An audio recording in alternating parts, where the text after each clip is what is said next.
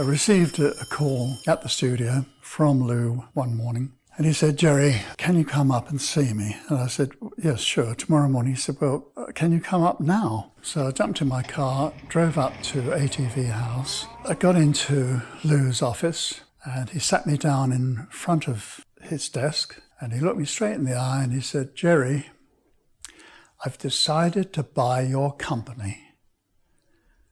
Now, I have to tell you, I was deeply offended because we had our own company and we had our own letterhead with our names printed on it, and we had a telephone and a filing cabinet, and here he was, he wanted to buy our company. And I thought to myself, what a bloody cheek this bloke's got. What do you mean? I mean, he didn't say, "I'd like to buy your company." No, he said, "I'm going to buy your company." Lou, I think, suddenly realised the potential of all this that we had. We had many hours of film material that was transmissible. He saw through all the merchandising and the marketing value of our shows. We had lots of characters, that, again, marketing value. So I think he realised for the first time, what have I got on my hands here? I want a part of this, really. And I sat there thinking, what a damn cheek he's got. But at the same time, we had another offer from Pearl and Dean. And then he told me how much he was prepared to pay. And I remember thinking, what a good idea that he should buy my company. Stand by for action.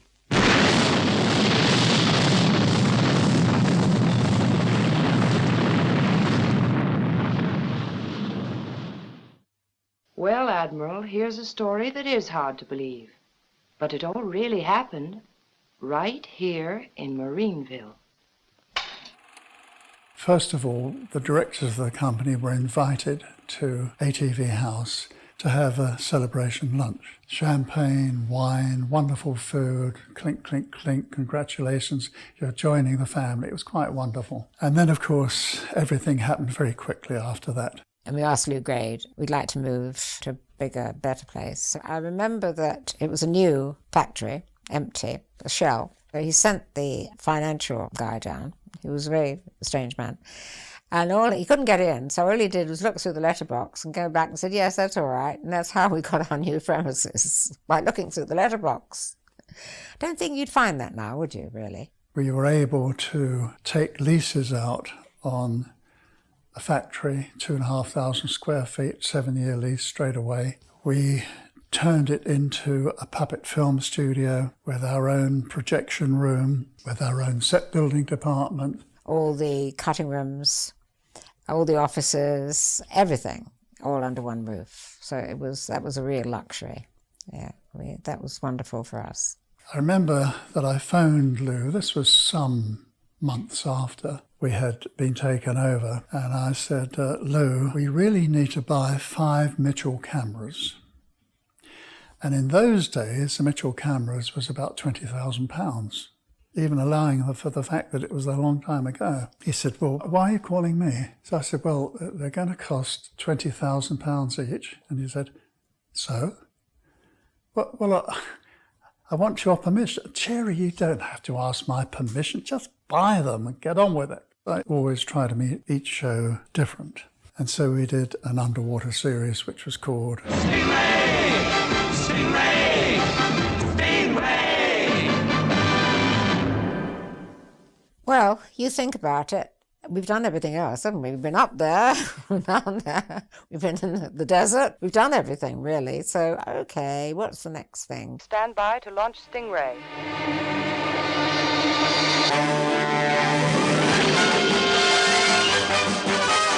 Stingray really was a submarine which could go to great depths. This is how they discovered a race of beings that were living underwater. Because underwater can be just as menacing, can be just as, ethereal as anything else. Then we had Troy Tempest and Phones. They were based at Marineville, where we had Commander Shaw in charge. And really, it was a battle between Stingray and the Aquamphibians. Each were trying to destroy each other. And I thought we were going to see some action.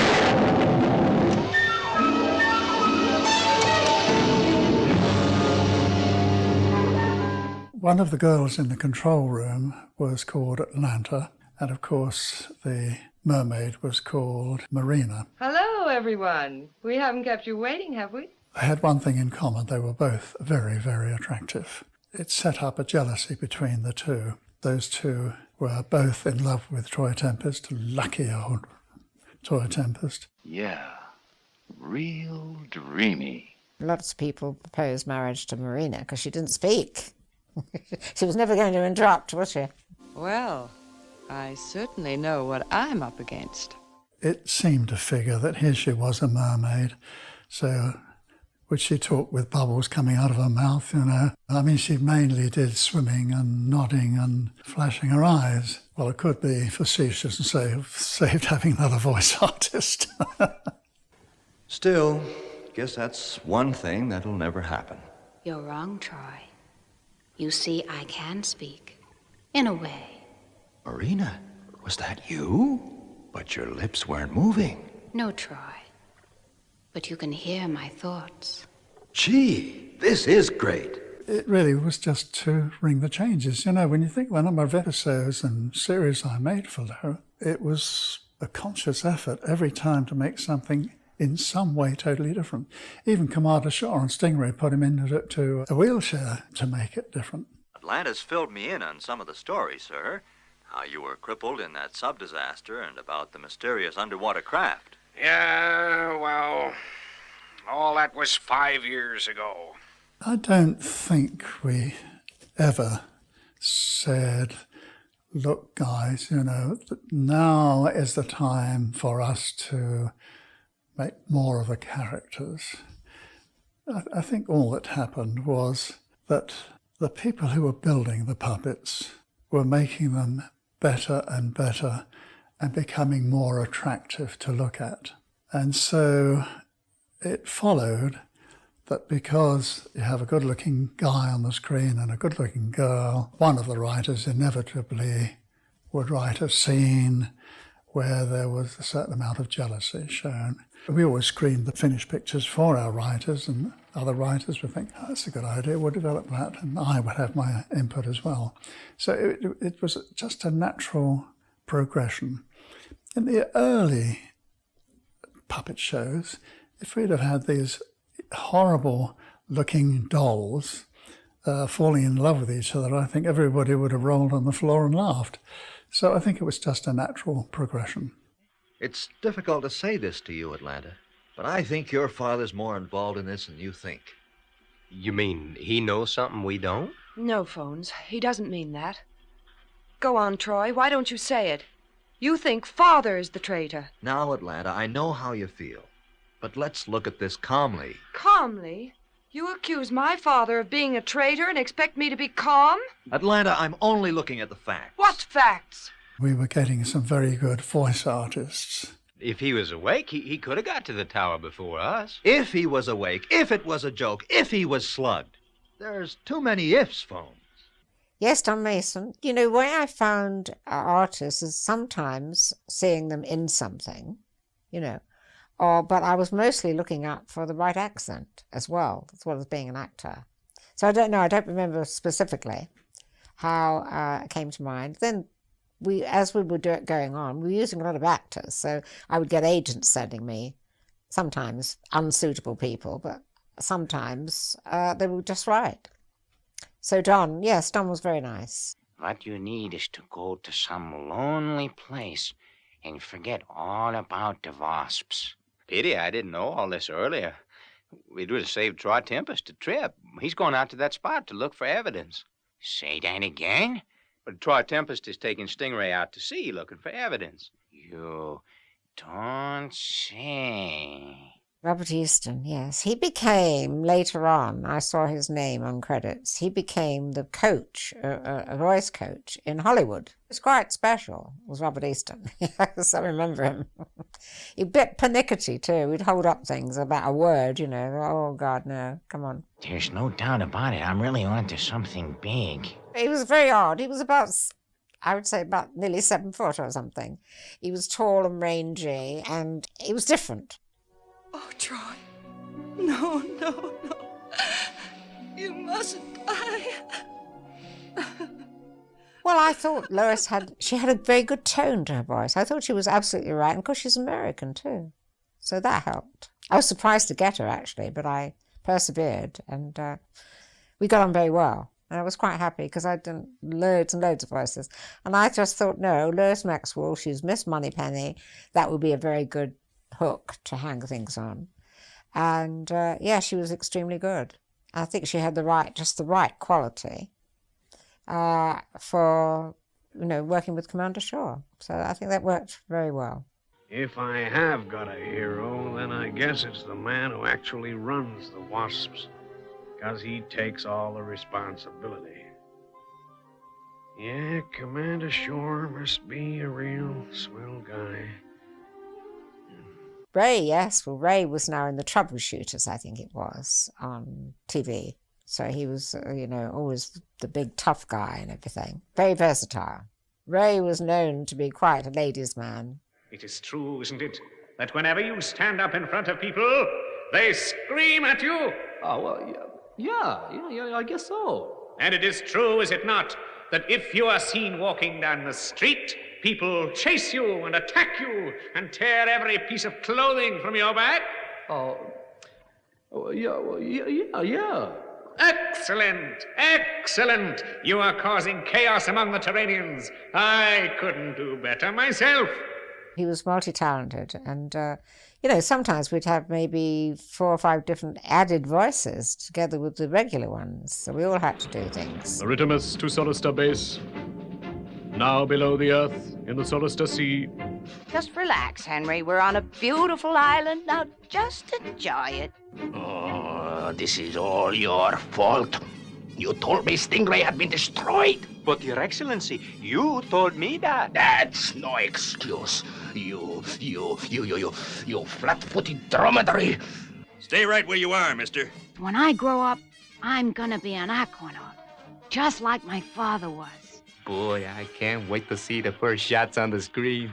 On one of our many trips to America, we saw color television for the first time, and we were just staggered, amazed. We said, my God, look at that stuff in black and white, We can't compete with this.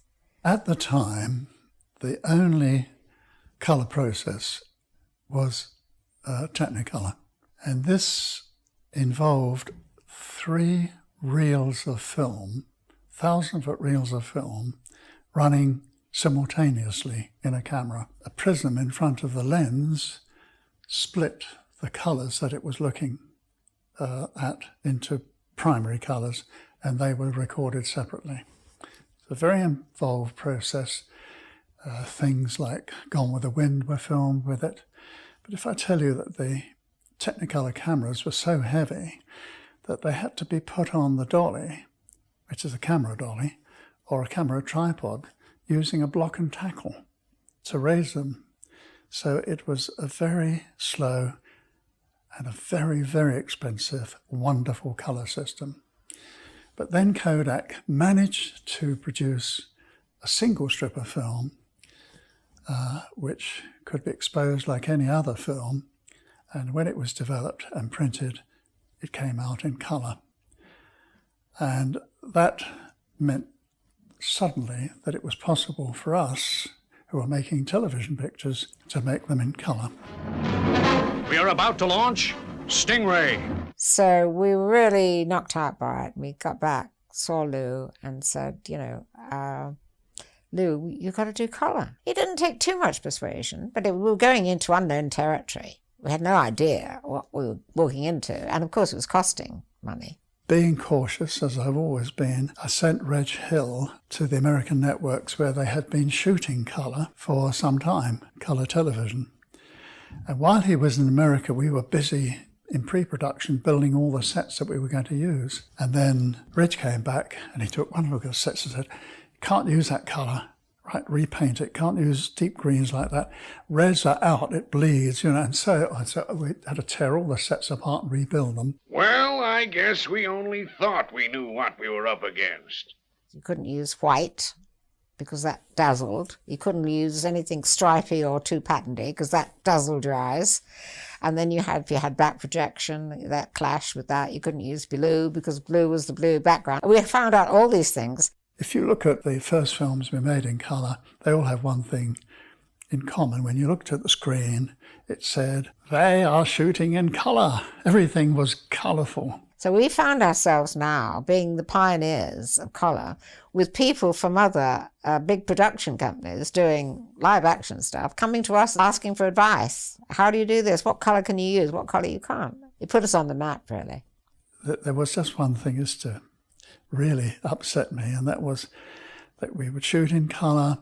We would get a colour print of the finished picture. They would make up to 5 prints of the whole film, adjusting the colours in the laboratory until they met with our total satisfaction. And then we would say, yes, that looks absolutely wonderful. Will you now make a black and white negative, please? Because we've got to make black and white prints for release. And so we were screening them here in black and white and in America in colour. But I heard a very funny story, which I will never forget, and that is that a child who had been watching week after week suddenly watched a repeat. And the mother said, oh, Stingray's on again today, it's being repeated. Oh. So he sits in front of the television, switches on, he's now got a colour set, and Stingray comes up in colour. And he rushes into his mother and says, Mum, they've coloured it.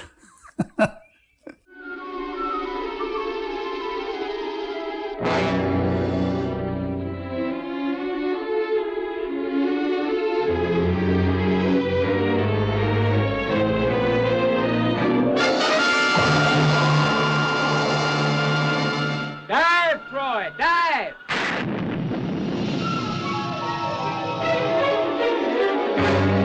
Check all instruments phones. My idea was to make a waterproof Stingray and actually fly it through water in a big tank. Reg Hill said to me, we can't do that. I mean, you get a big enough tank to do that. The pressure of the water would be so great. I mean, you'd have to have steel girders and God knows what to hold it in. And then came up with an idea which was very simple but enormously effective. We built aquariums, and we were able to shoot through the aquarium, and behind the aquarium we had a cyclorama with the seabed painted, a few rocks, a bit of seaweed, and now we got some fish, all the same type, but of different ages. There were little tiddlers and there were whopping great big ones. And we put these into the water, and of course, shooting through that, we flew the Stingray behind this tank, and it looked as if Stingray was underwater. And of course, the small fish looked a long way away from camera, and the big fish looked very close. So it gave us a great deal of depth and perspective. And that was probably the greatest technical contribution to the success of the series. Reg Hill was a very cautious person, and you need somebody like that when you're detonating explosions 5 times a day inside a building.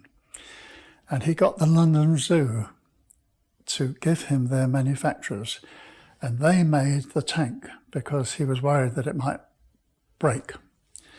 And one day they were shooting through the tank, and it was lunch, so they all put their equipment down, and they're walking towards the door, and there was an enormous bang, and this tank exploded. Of course, the water and fish went all over the floor.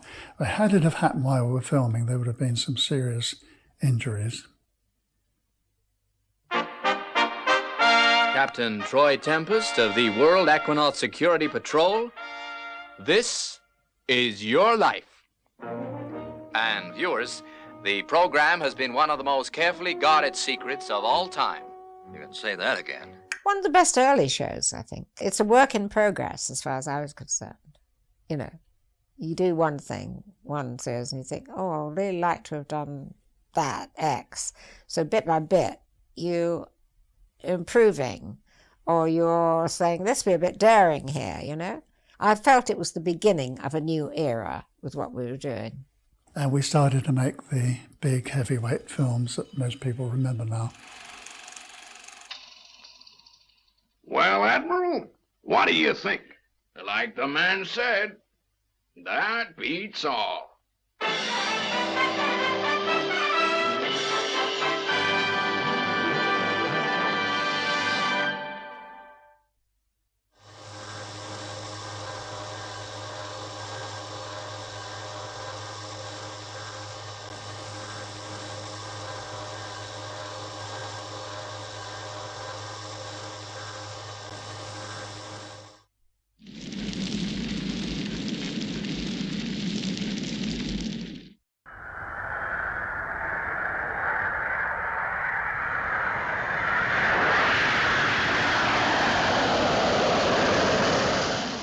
I was just about the right age to miss the war, but to be called up after the war. And I went into the RAF, and I used to bring aircraft in by using radio equipment to steer them to the airfield, and then other times I would work in the control tower, and it was wonderful work. And of course it gave me the background to a lot of stories I wrote or initiated at a later date. Here she comes.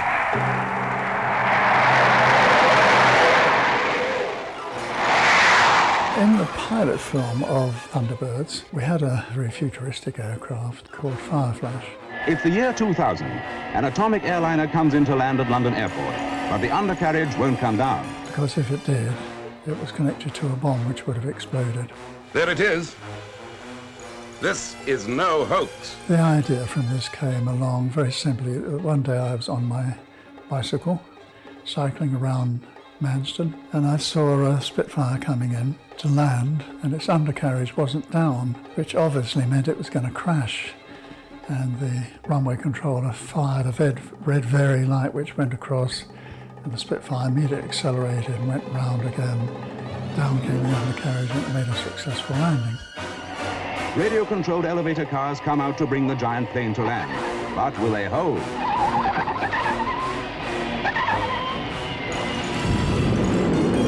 You know, these little incidents stick in my mind, and that's one of the things that helped me to write that sequence. The brakes are applied, but the wheels catch fire. They're out of control. Will the plane crash too? We can't tell you, but when Thunderbird reaches the world's TV screens, just ask any child.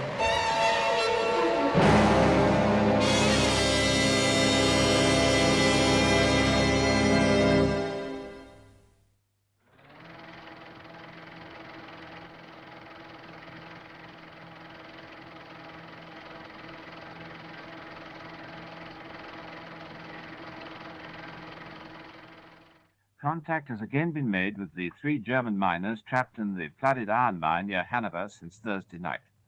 They sent word up to rescue workers this morning that they were still fit and well. And a short time ago they had breakfast of bread, porridge and eggs. Miners were trapped underground, and a long way underground, and so the story was on every news bulletin for about 3 weeks. And first of all, the mining engineers decided where the miners, or some of the miners, would probably be in an air pocket. So they drilled a small hole down, and they found some miners down there. They dropped a microphone down, and they were able to talk to the miners, but they couldn't get them out. The thing that did it for me was they've located the miners, they're trapped under there, and the only way you can get them out is to drill a big borehole. But the only machine capable of it is 8 hours away. So I started thinking there ought to be rescue equipment dumped all over the place so that, Anyway, I went to see Lou, and on the way up, I was obviously thinking about what I was going to say, but I knew that to do these sort of rescues would be enormously expensive. So I went into Lou, used a cigar, coffee, the whole works. And he sat down, he said, right, what's the next series, Gerry? So I said, look, Lou, I have got an idea for a new series, but I'm not sure that you'd want to back this one. He leapt out of his desk and he strided round the desk and he grabbed me by the scruff of the neck and he dragged me into the centre of the office. I didn't know what he was going to do. And he said, look, can you see that light bulb up there? And I said, yes. He said, Gerry, if you want to make a series about that light bulb, I'll back you. Now, can you imagine what that did to me emotionally? I nearly cried. So we sat down, lit up our cigars, and I told him roughly what it was going to be. It was going to be called International Rescue. And he said, sounds good, go ahead. And so we embarked on the most difficult and most costly series I've ever made. Thunderbirds are go. Clearly that idea went out of the window because to cover the world with every conceivable kind of rescue equipment just didn't make sense. So I got from there to thinking if we had it in one place, but where it could be flown in with very high-speed aircraft, plus the rescuers, in the person of the Tracy brothers. That was a direct pinch from Bonanza. I want to drink a toast to you. Hey, Paul, can we drink to him, too? He's a mighty bright feller. Downright bright and a real pride and joy to the Cartwrights. The father and his sons. That worked for me because you'd say, well, with our impressionable audience, it would be young kids sort of getting a bit older. If they didn't like Alan, they might like Scott, and so on and so forth. What was very important, of course, was that the father sent his sons out to what could have been their deaths. Okay, Scott, that's the situation. Get moving. I'm on my way. So that was very brave of him, and of course he used to worry about them while they were doing their rescue stuff. Mr. Tracy, have some coffee. Your boys will be safe. You'll see. Oh, what did you say, Kirano? Father asked you if you would like coffee, Mr. Tracy. Oh, no thank you. I'd better get over to landing control. If they arrive at all, they'll be here in a few minutes. My brother was a Mosquito pilot in the war and was sadly killed over Holland. And so I've always had a great interest in aircraft and therefore rocketry and therefore the moon landing. And yes, I've always been interested in that. So although I stumbled into science fiction, I had the interest and the knowledge to cope with it. We started developing very high-speed aircraft.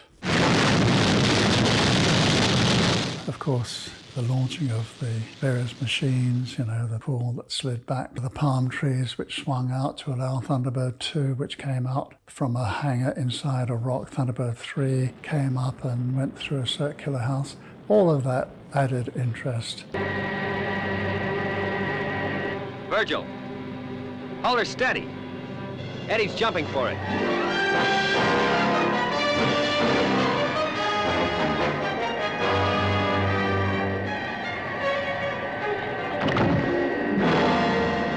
Okay, Virgil, he's clear.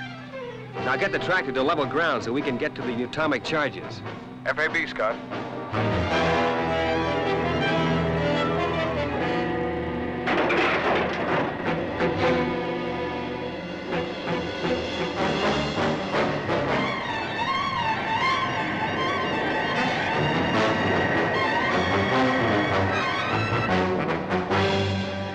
Nearly there. We can't hold her. She's going!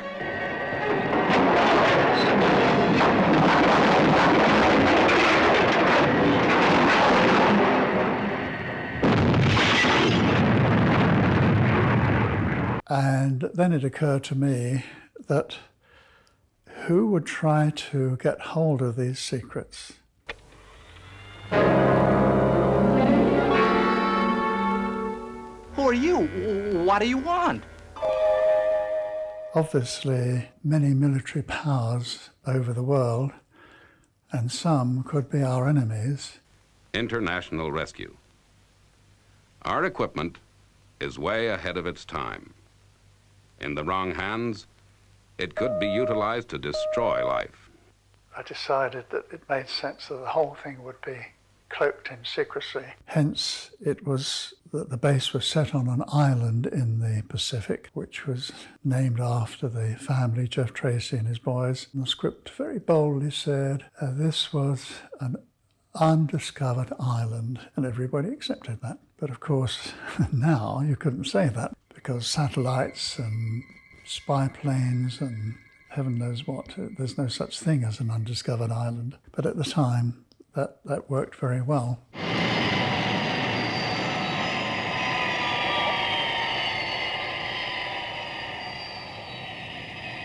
London Tower, from International Rescue. Now, listen carefully. I want men and transport to take my portable equipment to your control tower, and I want an assurance from you that you will place guards on my aircraft to ensure that no photographs are taken. International Rescue, please give me information about your organization. We cannot grant facilities without knowing more details. Look, there are 600 people up there with about 40 minutes to live. Now, you can't help them, but I believe we can. Now, what's it going to be? Having had a whole bunch of American characters, I thought we ought to have at least 2 English characters, and I came up with the idea of Penelope and Parker. Leave this to me.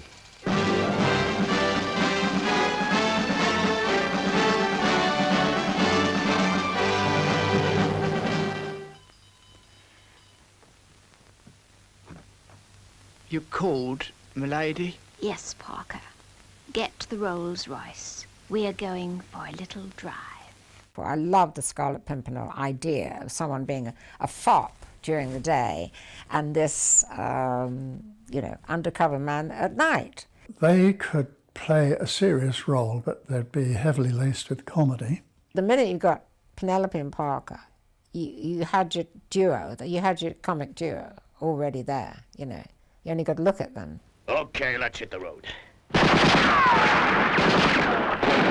down!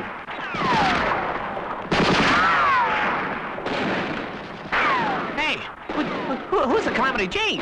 That's the Duchess, you dumb cluck. Come on. Parker, get the tires.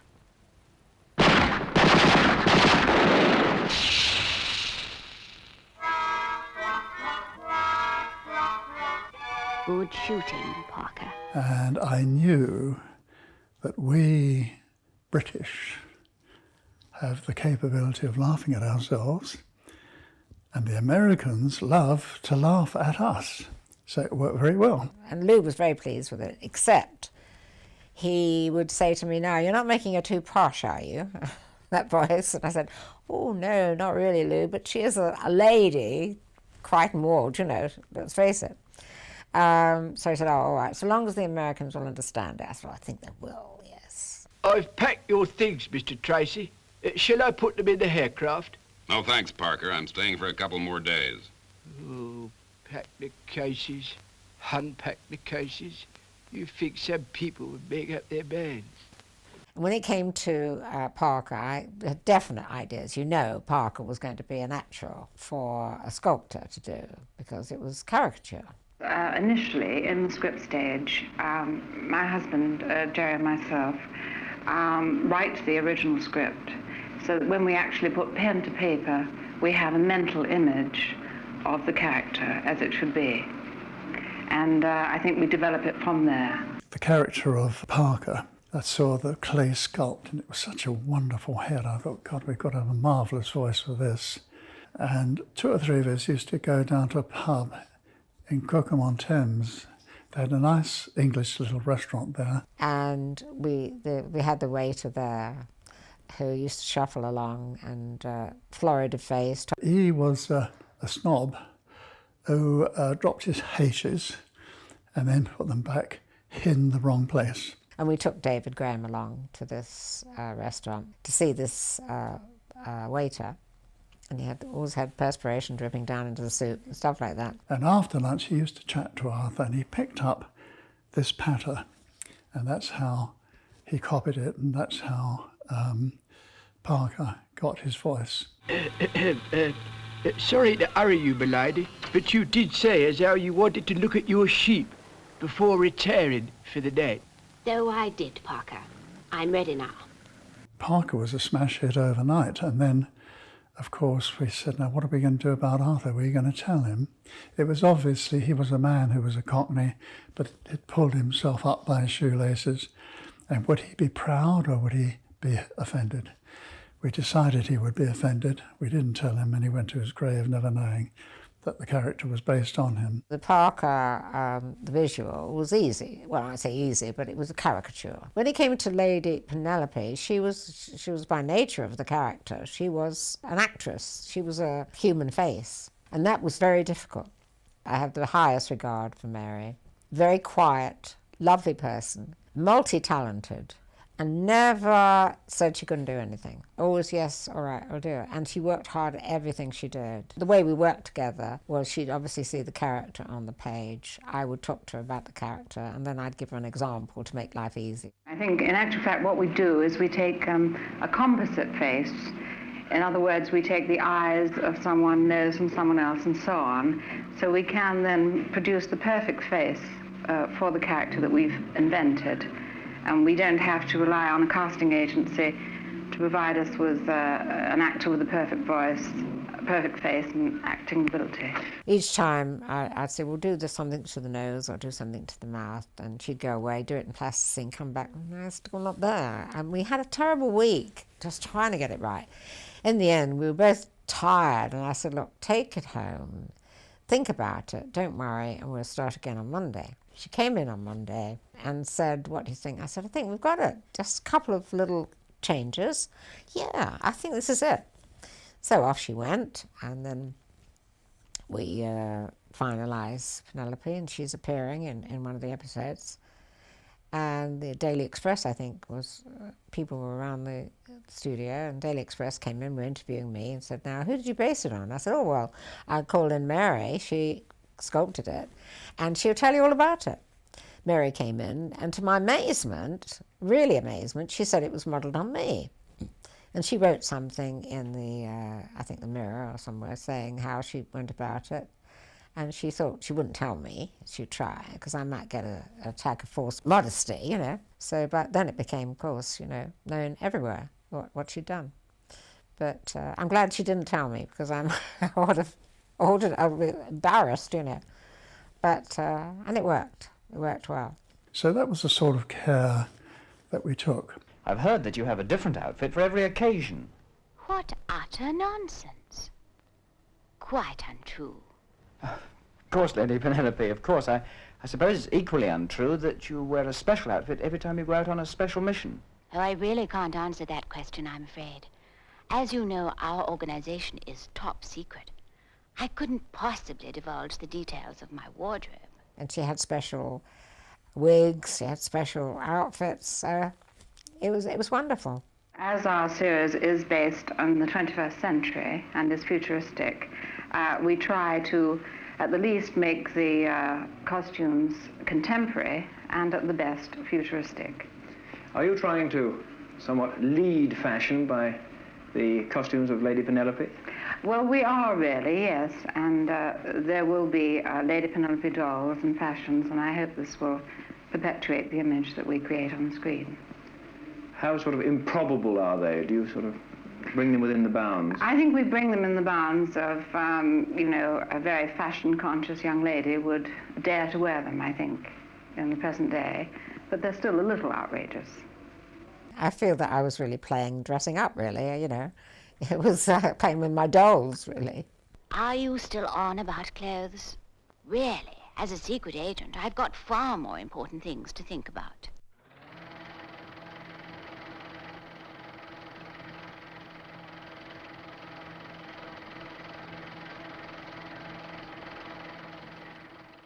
When the film was finished, I took it to show Lou Grade. Go ahead, Scott. I'll be arriving at London Airport in 52 minutes. But it looks like I'll need heavy rescue. And we went upstairs into his private preview theatre, and we sat side by side. And apart from the soundtrack, he remained silent, didn't say a word. End title music, lights came up, and he was silent for a moment. And my heart was thumping because I'd spent a fortune on this thing. And he walked all the way down the theatre to the screen. And then he turned round to face me, and he said, "Gerry, this is not a television series." I thought the ground had opened up and I was going to be swallowed up. I was absolutely distraught. And then he walked all the way back and he wagged his finger right in front of my face and said, "Gerry, I'm telling you, this is not a television series." He then said, "Gerry, this is a feature film." So, of course, it was wonderful. Now, the thing is that he then said, "You'll have to make them 1 hour." I said, "But we shot 9 pictures as a half hour." He said, "I don't care, you'll have to make them as 1 hour." So we had to change everything and turn them into 1 hour. Otherwise, we've gone on churning out stuff half an hour. We'd never get any further, really. Where else were we going to go with the puppets? The main thing was we got there in the end and we had the hour show. That's all that I cared about, really. I knew we would get something better. I knew that it was going to work. I knew it was going to cost more, which we'd have to explain away. But I had every confidence with what we'd got, what we set up. As in any film studio, many different skills are needed. A team of nearly 100 technicians, cameramen and artists are kept busy producing a different 60-minute film every week. It was a very exciting show to make. When you write something, you usually know if it's going to work, really. You get that feel about something, especially if you've been working up to it, you know. Especially, you know, I think by this time, we've been doing puppets for 10 years, something like that. And we were getting to know our limitations, but we had a second bite at the cherry with Thunderbirds. So when word of mouth got round, it wasn't even on the air. And we had the press on our doorsteps, literally, when we were in the middle of shooting an episode. The buzz went round that this is going to be something special. We had a team of writers. Now, they were mostly male writers. They didn't really understand writing for Lady Penelope.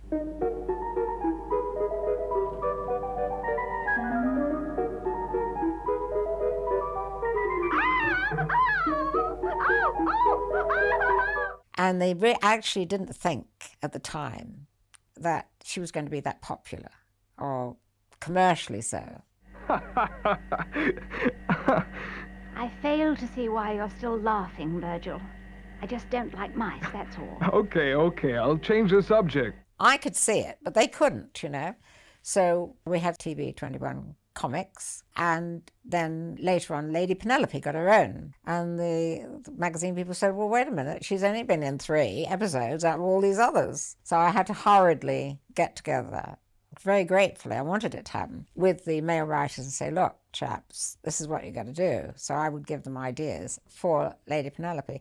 But it was a sign of the times that women actresses didn't really have stuff written around them. It was always the male, you know, the men going out on the adventure and the women waiting back for them or looking decorative.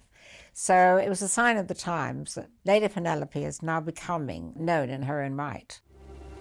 Don't move, Mr. Lucas. This gun is pointed straight at your head. Well, who are you? What do you want? Who I am is not important, Mr. Lucas. Keep quite still, and no harm will come to you. Now look here. What's that meaning of... Quietly, Mr. Lucas. We mustn't disturb your wife. In a few seconds, I'm going to ask you to repeat the correct close-down sequence for the reactor of the crab logger which you've designed. We had Dinky Toys and Bendy Toys, all these people just keeping their factories going with us with our product. And I used to go to all the exhibitions, and I designed clothes and everything for Penelope. And so it was a great time. And recently, writing about it, I realised how great it was, you know. It's only when looking back you realise that the amount of power that we had. And the luxury of having 2 movies to do on springboard of the series just was marvellous to me. Are all systems A-OK? Why does Lady Penelope have an ex-con for a butler? What do you know about Zero X and Fab 1? Don't know what I'm talking about. Don't know what I'm talking about. That you never switched on to Thunderbirds, the television puppet series that's brought the space age to life on screens all over the world. Now they've made their first feature film for the cinema, and soon children of all ages will be rocketing off to see Thunderbirds Are Go! It sort of came about by the popularity of the series. In fact, it was a big American distributor that wanted Lou to make it. I think it was badgering Lou to do this. I mean, he was quite right in his instincts, really. They were like, I don't know about film and all the rest of it. But we had so many people saying what a wonderful a series it was, and why didn't we do anything, that he was convinced. Thunderbirds! Thunderbirds Are Go! You had got to fill a big screen. It's very different to the television screen. You know, not the television screens we have now, but then your camera setting up for your framing of your picture had to be for the big screen. So you had to fill it a bit more. Thunderbirds Are Go! Now on the big screen, in Technicolor and Techniscope. Today's big adventure story of tomorrow's journey into space. We had more money, we had a bigger budget. So I knew I could go to town a bit on the sets. So I described this Martian exploration committee in this big committee room. And it was a very important scene explained everything. So I thought, I want to do something different here. So my idea that I wrote in, which I didn't normally, I just specified that it should be in just 2 colours, tangerine and black. And the only colour relief would be the uniforms of this space exploration, Martian exploration committee in a pale blue. And I was just convinced it was going to work. So I explained it to Bob Bell and Keith Wilson. Bob said, yes, I see. I think Keith got it, and he built a beautiful set. The only thing was, every time I walked on the set, someone would put another colour on there. And I said, no, I just want it, just 2 colours. And they found it so, because normally I wasn't so specific about what I wanted. They kept looking at me and I said, she doesn't really know. And I just had to be really, adamant about it. I was producing it, but I didn't normally chuck my weight about, but I said, I just see it so clearly in there. And I worked so hard on this. Every time I walked on, whether Bob did it without realising or somebody else would dress the set, no. In the end, I got my way, and it really was a stunning scene, but only because I just kept it just totally to that. Sometimes you have to be a bit pig-headed about something if you want to get what you want, So, yeah, I think it was just different. It was different. I think everyone was so thrilled to be making a film that no one minded, really. That, Parker, is quite correct. We had a little bit more money to play around with. Everyone was encouraged because everyone had worked really. We'd all worked for nothing, practically, for a long time. Just for the joy of having a series, just for the joy of having something to film. And we'd served our apprenticeship, I think. In a way, we had it easy because we had all the other shows leading up to it. Now, don't forget, Dad, we'll be at the Swinging Star. All right, Scott. The Swinging Star? Yeah, that's right. It's some sort of a nightclub. Take a ride to the moon. Come with us to the Swinging Star, nightclub of the stars. Our puppeteers and workshop were fantastic by this time, They did the most fantastic characters, puppets, for the shadows. I mean, they were just so wonderful. And they all worked so hard on this. John Brown, I think he did one of the main characters, Mary, Christine, they all worked so hard. And they enjoyed it because there they were, the top group of the day. And then they came down to the studio, and it was a thrill for everyone.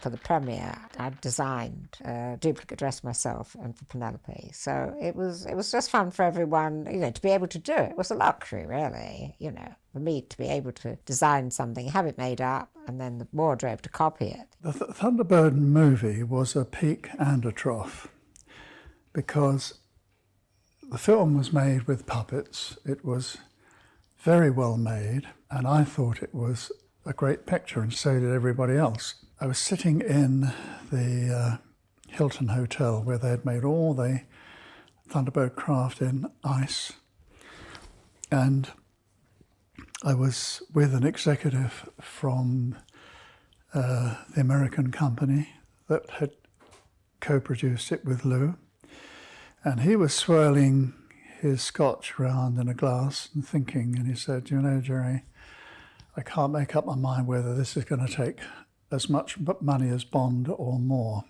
It was compared with Bond then, because in a way Penelope was like a female James Bond. So we were all doing in parallel, at Pinewood Studios then with Cubby, and us and the trading estate with our version of James Bond, Miss James Bond. That was the peak. The show went very, very well, but the following day Sylvia and I went on tour to promote the film, and it was just a terrible time because our marriage was breaking up, and it was a very difficult time, and it was even more difficult because when the show was over and we left the theatre, the manager, I said, well, good night, sleep well. And he said, you're joking. He said, I'll be up all night. He said, they'll be queuing up 5 o'clock tomorrow morning to see this. Well, they didn't queue up. In fact, the theatres were empty. And the only thing that we could think was at that time the audience was not used to seeing a feature film version of a television show. Invariably they didn't work because people say, oh, I liked what it was on TV. Why do I want to go and see something that I can see on TV every week and go to a cinema? It'll only be the same thing. And very often things that were translated to the big screen didn't work. But I think ours did, actually. I think Thunderbirds Go particularly did. It does better today than it did at the time.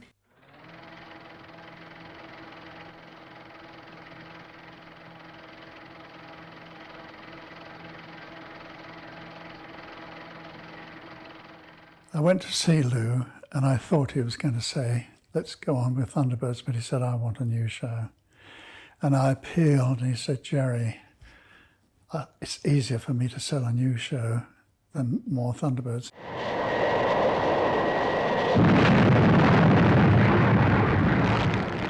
Yes, I think it was a mistake. I didn't often criticize what Lou did, but in this case, had we been an American company in America, having the success on TV that we had, it would have gone on. We still had ideas and still had stories that we could have done. So, yes, we missed an opportunity there. I suppose the thinking was it is a children's show, and it's been proven that you can go on showing them, you know, because you've got new generations of children coming up that can watch it. So that's one way of thinking it. But I think from artistic point of view, you could have gone on and done another couple of series easily. And I don't think people quite realise what went into creating something new. You start from fresh. You've got to come up with something interesting, entertaining, viable, wonderful.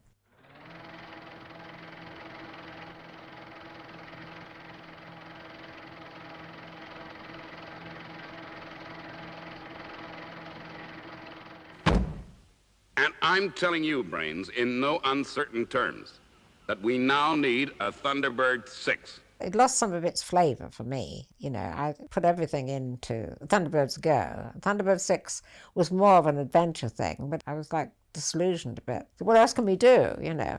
It was still a good movie. I don't think we realised, actually all of us, any of us at the time, that we had a very luxurious way of doing films. We had a person, Lou Grade, that gave us the money. We were able to get together a studio exactly tailored to our needs, able to get in people that were wonderful to work with. So we had a really luxurious setup, I think, looking back. I only hope that somehow my words will reach those gallant people. International Rescue, on behalf of Joe and myself, I thank you from the bottom of my heart.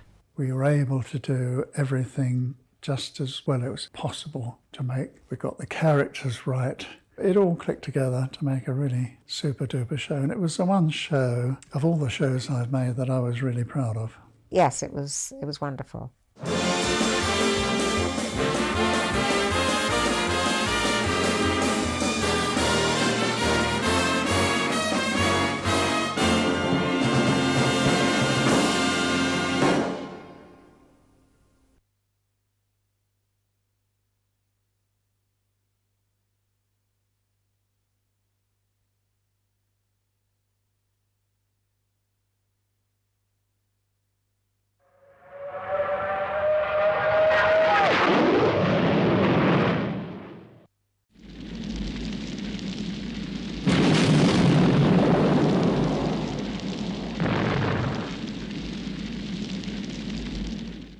I went to see Lou and I thought he was going to say, let's go on with Thunderbirds, but he said, I want a new show.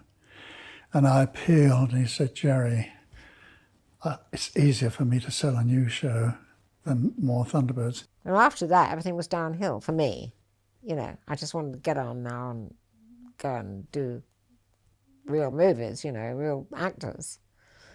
Although we did some good stuff afterwards. Captain Scarlet was considered by some people to be the very best thing we ever did.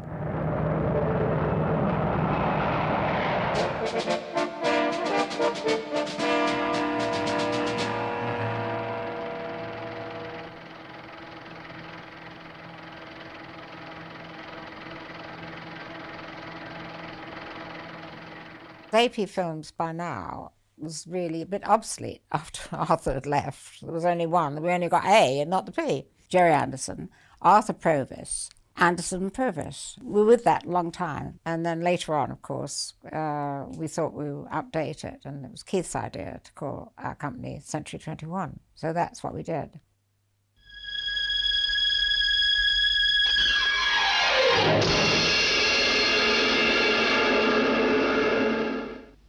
It's always very difficult after all these years to say exactly how a character came about. It was just one of those ideas that we would make him indestructible, but first they had to kill a character.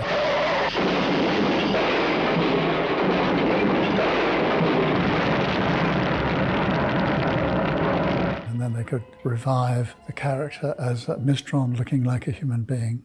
Something has happened to Captain Scarlet. Somehow the Mistrons have affected him. It was all part of making the show exciting and different. Dr. Fawn reports that despite his fatal injuries, he is returning to life and is no longer under the control of the Mistrons.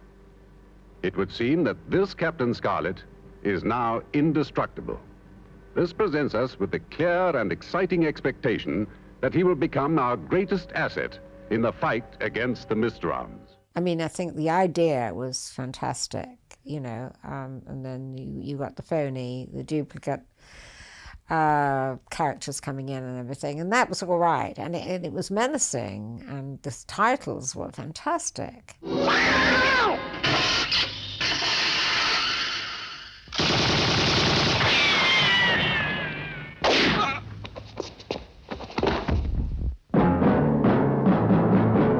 We were going to make a show about an alien invasion.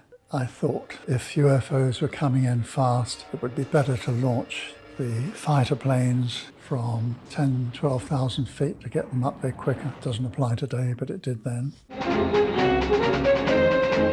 I have visual contact with UFO, range 4 miles. I'm closing for attack.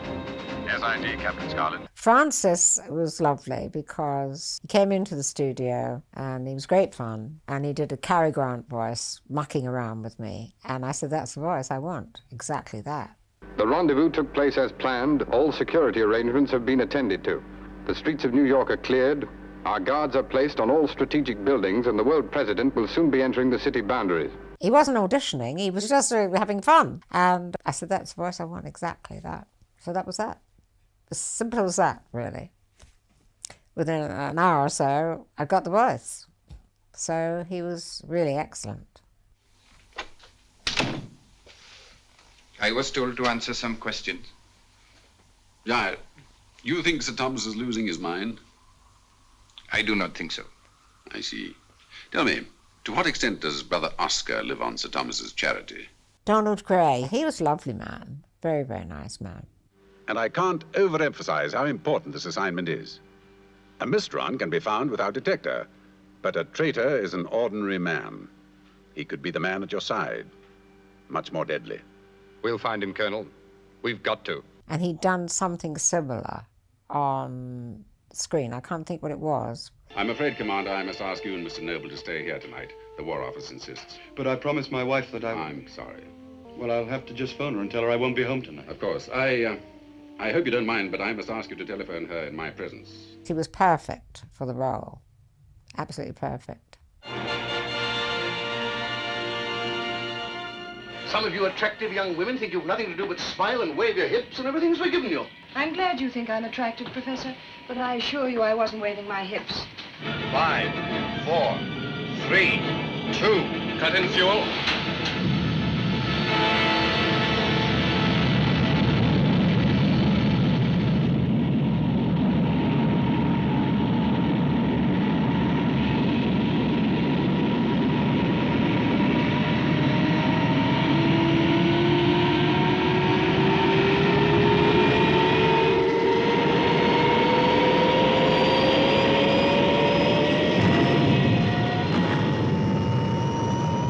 I don't want to sound holier than thou, but I was always conscious of the fact that possibly hundreds of millions of children would be watching the show and their parents. And I tried very hard to break the taboo about black people. Right at the very beginning of working with Lou, I made an episode where Supercar landed in a jungle and they were surrounded by black people.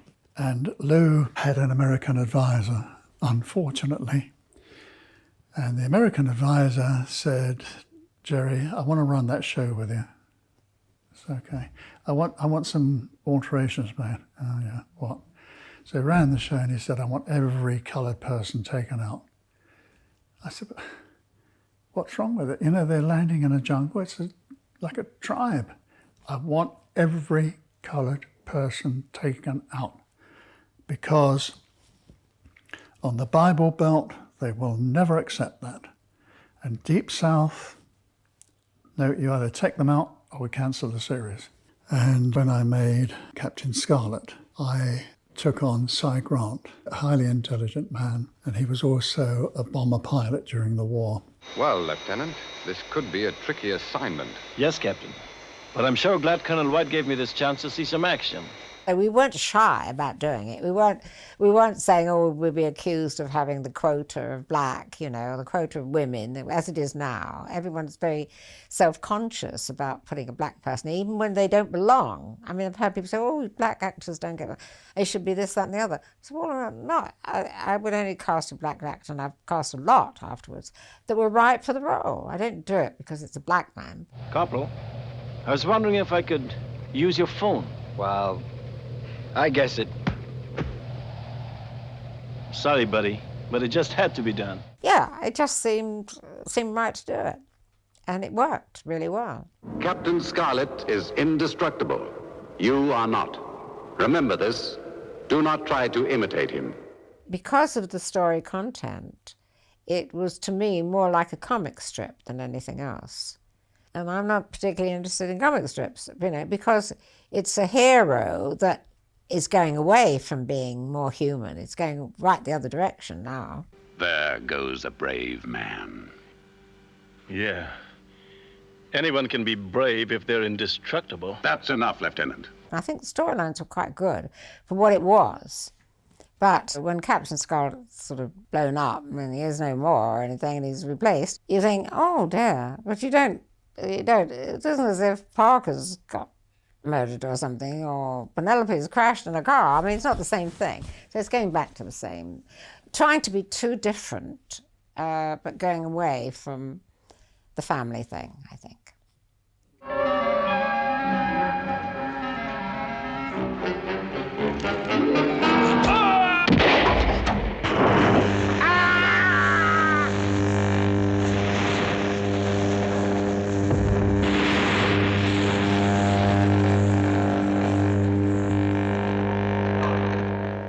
It lacked some of the heart, if you like, of Thunderbirds. Something that all the family could enjoy. And you can imagine the boys liking it, who read comic strips and stuff like that down there. That, from that point of view, but it didn't have the all-round appeal that Thunderbirds had. You're talking now about a discussion that everybody in this country has had for years. And I don't know what is the truth of the matter. I think Thunderbirds succeeded for quite a different reason that I've already been into. Captain Scarlet was a much colder, a much darker series, and it's very difficult, I think, to compare one with the other. But, you know, it's like anybody who makes television series or films. There's always one that reaches the peak and others nearly and others don't, you know. But I couldn't account for it.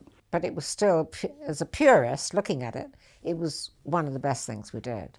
It was, from the point of view of the purity of the puppets, because they no longer had big heads that were out of proportion to their bodies. They had perfectly in proportion bodies with the head. On all the early shows, we had to make the heads bigger than they should be to house the automatic mouth movement. A magnet fixed to the back of the head receives electric impulses which move the lips in perfect time to the words they speak. By the time it got to Captain Scarlet, everything was now being made in miniature, and we were able to use miniature components to operate the mouth, and therefore we could reduce the head to the correct size for the bodies, and that was the big change. The puppeteers had really excelled themselves on this, but I personally felt that we put a lot into it, but I felt personally that we're coming to the end of our inventiveness. I had been making puppet films for years on the basis that if I did them well enough, somebody might give me a break to make some live-action films, and that was really what I wanted to do. And of course, as I improved the puppet film, I was asked to do more and more. My feeling was that we'd almost said to ourselves, well, we really have been doing a lot of puppet stuff. We really have been putting our all into it. But at the end of the day, it's always going to be a puppet show. The novelty for us had worn off, I think, because we'd done everything, really, with Thunderbirds. Maybe we were our own worst enemies. We made them too well, really.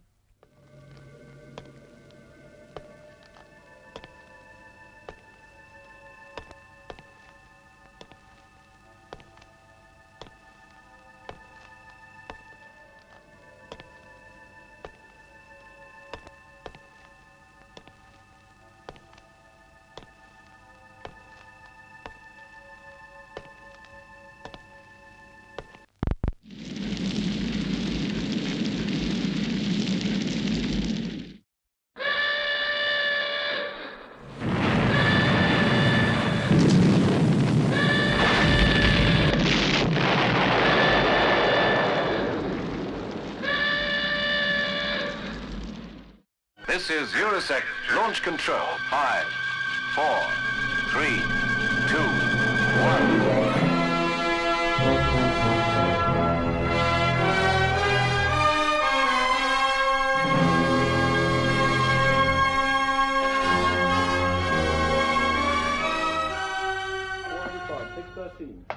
Ready now. Action.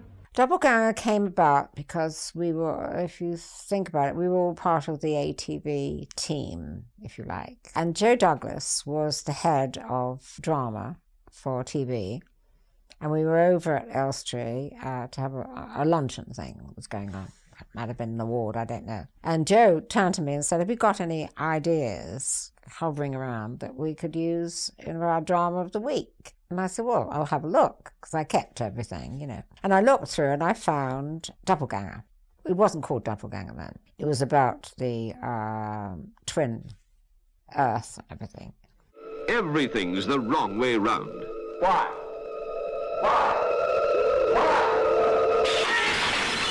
I thought, oh, this is really good. So I said to Gerry, you know, this is really good, this storyline. It's too good to go in for Play of the Week. I think we should try and set it up as a movie. Lou Grade got Universal in. Once he knew Universal were on board, he said, right, I'll come in as well. He didn't want to do it on his own. And that's how it all grew up. And we'd worked now with a co-writer, and we got the script all going. And we had an American director who he'd done things like, he'd been an editor, but he directed a Rita Hayworth movie or something. That was his claim to fame, you know, and he was very American in his approach, but that was fine. Now, for the first time in a major British film studio, a feature film with actors is using a technique which allows the director to see exactly what the cameraman sees while the film is being shot. The film Doppelgänger, directed by Robert Parrish. Here, the film camera has a small television camera incorporated into its optical system. So, by watching a television set, the director can see instantaneously exactly what the film camera has photographed. So can everyone else working on the production. Now, the camera operator can either look through his viewfinder or watch a television screen on the side of his camera, which gives him a much larger picture that's easier to see. Give that back to John Kane. Tell him I accept his apologies. I sat for God knows how many days into a closed theatre watching for casting. Ian Hendry, project director. Roy Phillis, the astronaut. Patrick Weimark, project controller. then I realized the politics of making an American movie, you know.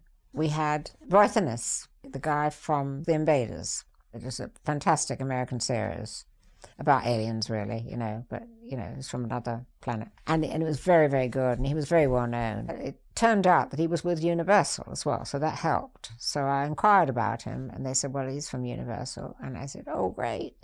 So we made contact, and yes, he would like to do it. I cast a girl that I'd seen in something with, was she with? It was a movie, quite a good movie. And she was the daughter of an actress, Hollywood actress called Anne Southern. Her name was Patricia Sterling, because her father was an actor, Sterling.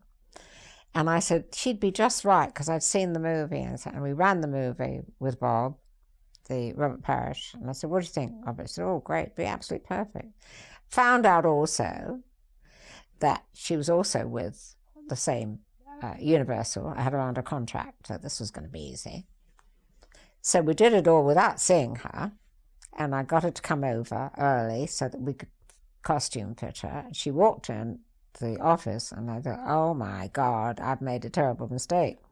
She was a hippie with a baby stuck on her.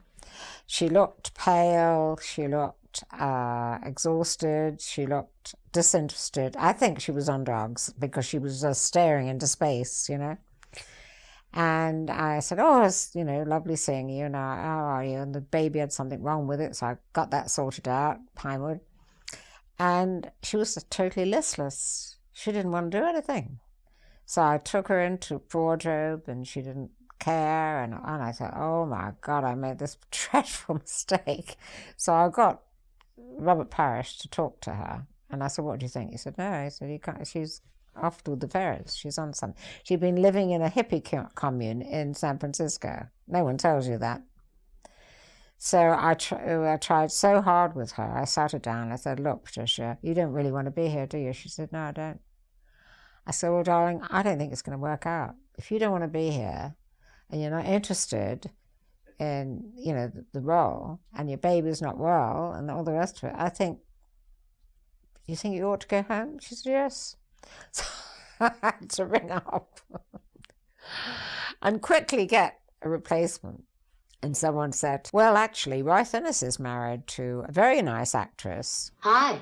Called Lynn Loring. And I said, oh, I've heard of Lynn Loring. Yes, she's done something. So we looked at pictures of her and everything, and we said, well, let's get her over, you know, because we were now running out of time.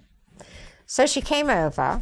She was like a tiny little thing. And it was the biggest mistake in the world to employ a husband and wife, because if she stayed late, he would get upset and go storming down the corridor and say, where's my wife? And if he stayed late, there was something else. And one day he said, where's Len? Where's Len? And I said, well, and we were just doing costumes and everything then. So I said, well, Lynn's down in the corridor. She's in makeup. We were trying out some makeup. And he said, I want her home now. And he walked to the end of the corridor and put his fist through a glass door. And I thought, oh, just to think that I didn't like puppets. When the production crew on Doppelgänger began work 10 weeks ago, it was the first time any of them had used equipment like this. And to begin with, they were unsure of it. Now some of them go so far as to say it's difficult to work without it, and they want to take it on location when they go to Portugal next month. But the final thing to the story is that she didn't tell us, but she was several months pregnant. She was so tiny, you couldn't tell. And we went on location to Portugal, and there was a scene where he plays the astronaut, and he finds out something, that she's on the pill or something, and he throws her into the pool. And I now know she's pregnant, so I went out to her and said, do you want to do this shot? She said, yeah, I don't care.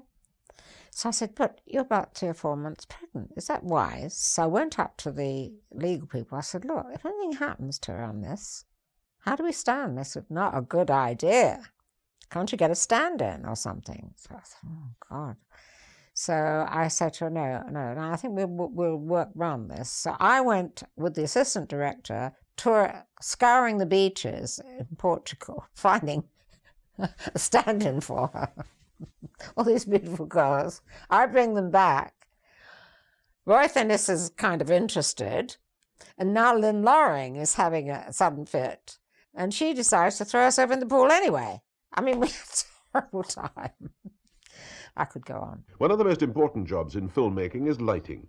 Now, instead of just using his exposure meter and an experienced eye, the lighting director can also refer to an oscilloscope attached to the television screen, which indicates the exact intensity of lighting in every part of the picture. We had a very beautiful girl, Lonnie Friedel, who was a German girl. So there was a scene where she's in a shower, and John lit it to the director's instructions so that it was dimly lit, but artistically lit. So, you couldn't see much of her.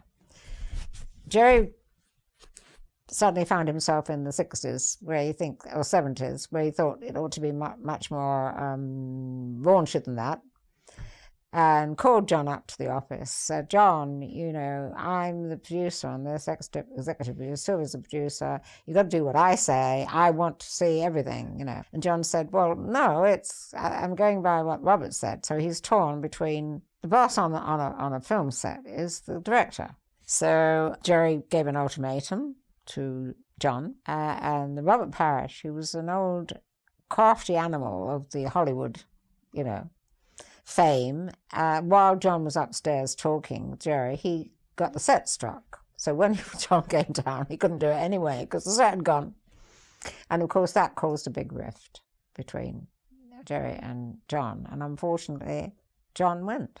So that was a very sad day for me, because it was I always left now as myself, Reg Hill, who was just hanging on by his fingernails. And then, of course, soon we were to separate. And then I didn't see John for a long, long time. I could see it all happening. So the fun went out of things. It wasn't the same. And it was such a pity, because it was fine when we were all struggling. But once we got there, there seemed to be nothing keeping us together, really. No glue. So that was it. But anyway, all in all, it all worked okay.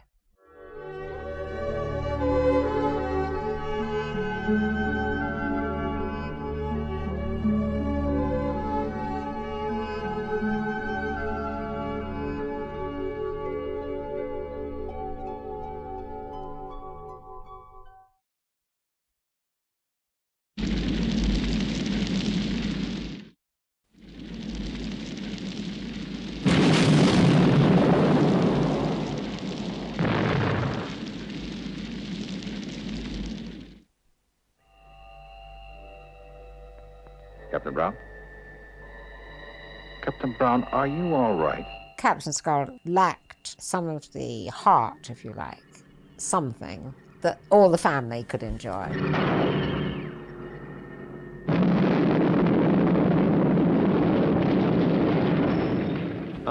Joe, good. Now we can begin. And I think it was a cute idea. I think it was a nice idea that kids could identify with. Is this it, Dad? This is it. You know what to do. But I think by then we were just a bit out of ideas.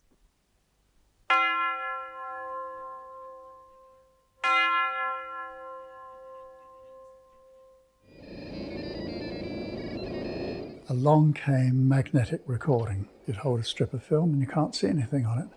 But in fact, if you run it through a sensing head, it produced dialogue or whatever it was that had been recording on it.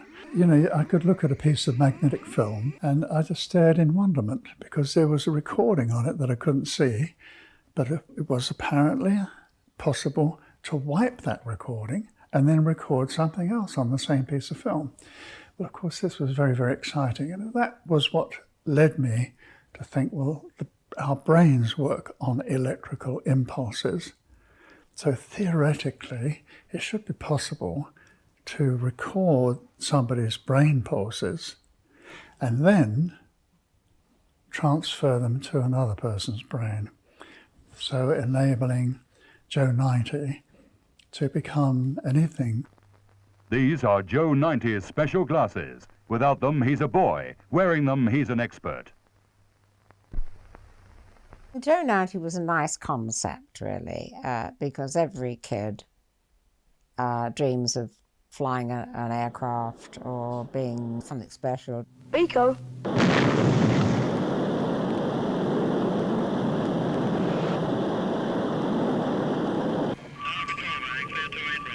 Second stage ignition, positive. So far, so good. Which enabled for him to spy on behalf of our country, always good against evil, don't forget.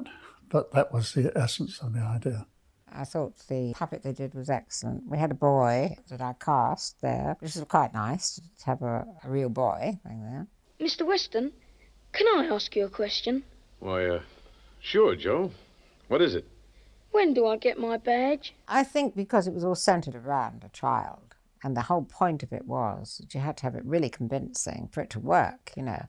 And I thought we got rather good to have a child, you know, and that for the puppeteers then to make the image of the person I'd cast. So that worked for me.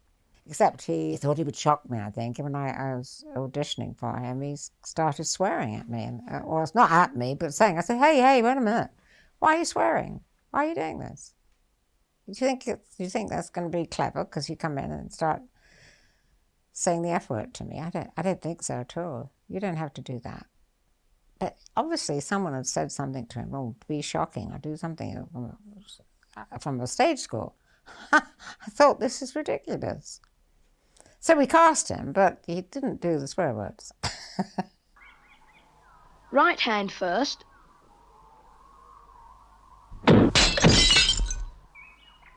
Fantastic! Now the left.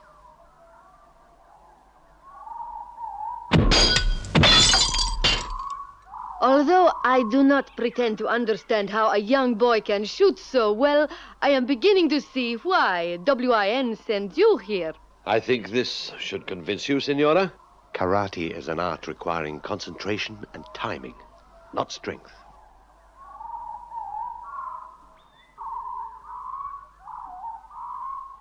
Hiya! I have seen enough. But somehow it didn't click as where I thought it would. Perhaps it was one-dimensional in a way. I thought it was a lovely thought, lovely idea. But again, maybe people couldn't relate to a boy lead. Maybe it was as simple as that. I banish you to the land beyond the mountains. If you return, you will suffer a traitor's death. Now go. I said go. It is a miracle. Look, the child of the sun god lives.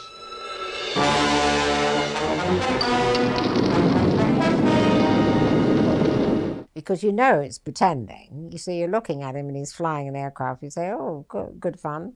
But, you know, next week he's going to do something else. And you know that it's not for real. Do you know what I mean? So I think the idea on paper was very good, but carrying it out. And strangely enough, kids don't want to see other kids on the screen. We found that out, trial and error. You talk to any young child, they don't care about seeing someone like themselves on there. They'd much rather see someone that's a role model, if you like. So I think that's what it was.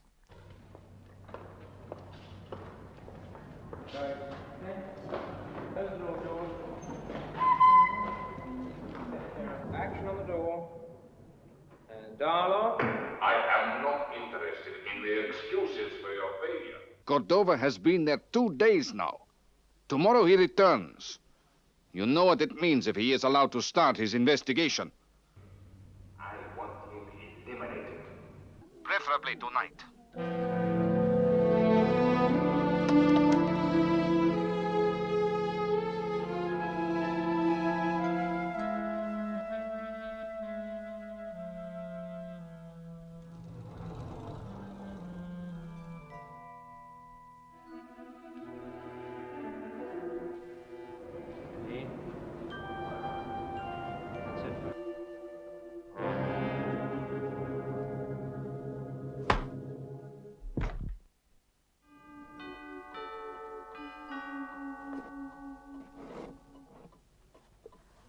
You know, Father, there's a lot of people would like to get their hands on this equipment. Indeed they would, Matthew. Incidentally, you can drop the accent. We're quite alone. Are you ready? Quite ready, Father.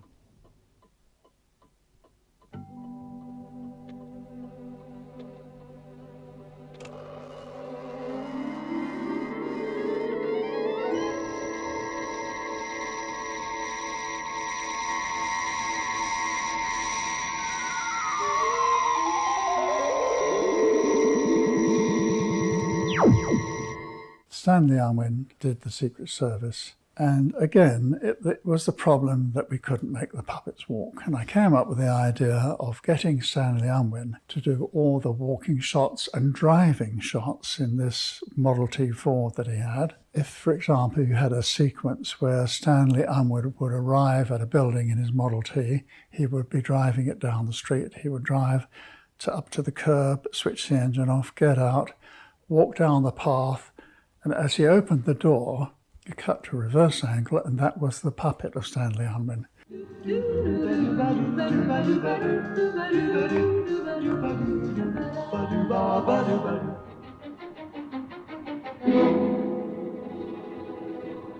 All right, Matthew, you should be safe here. So, in fact, it was just really in the same way that I used gloved hands to enable puppets to pick things up.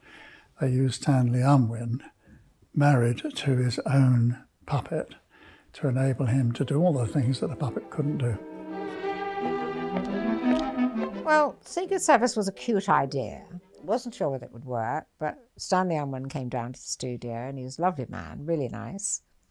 And he was very popular then because of his Unwinisms. He gave this gobbledygook that he spoke, which was a very clever thing to do. The bishop suggested I came down here and had a little chat. All clear now, Father. Oh, yes, of course. Shut case then, Matthew. I don't understand you. Shut case, Matthew? Oh, yes, opally shut case. Matthew, all beloved evangelode of goodly bookery, like it Marky, Lucum, Johnny, oh, yes. Oh, yes, the good book. All clear, Father. I wish I could copy Stanley Unwin. See, what he did was very, very difficult, very, very clever. He would talk a load of nonsense. You weren't able to understand a word he was saying, except that as he spoke, with his hands, with his gestures, it really looked as if he was saying something sensible, but you couldn't understand a word of it. And so I thought it would be a great idea if I cast him in the role of a secret agent. This is British Intelligence Service Headquarters, Operation Priest. He played the part of a priest, and again, he had his own church, hence the title, double meaning, the Secret Service. And if he ever got into a difficult spot, say the police would stop him.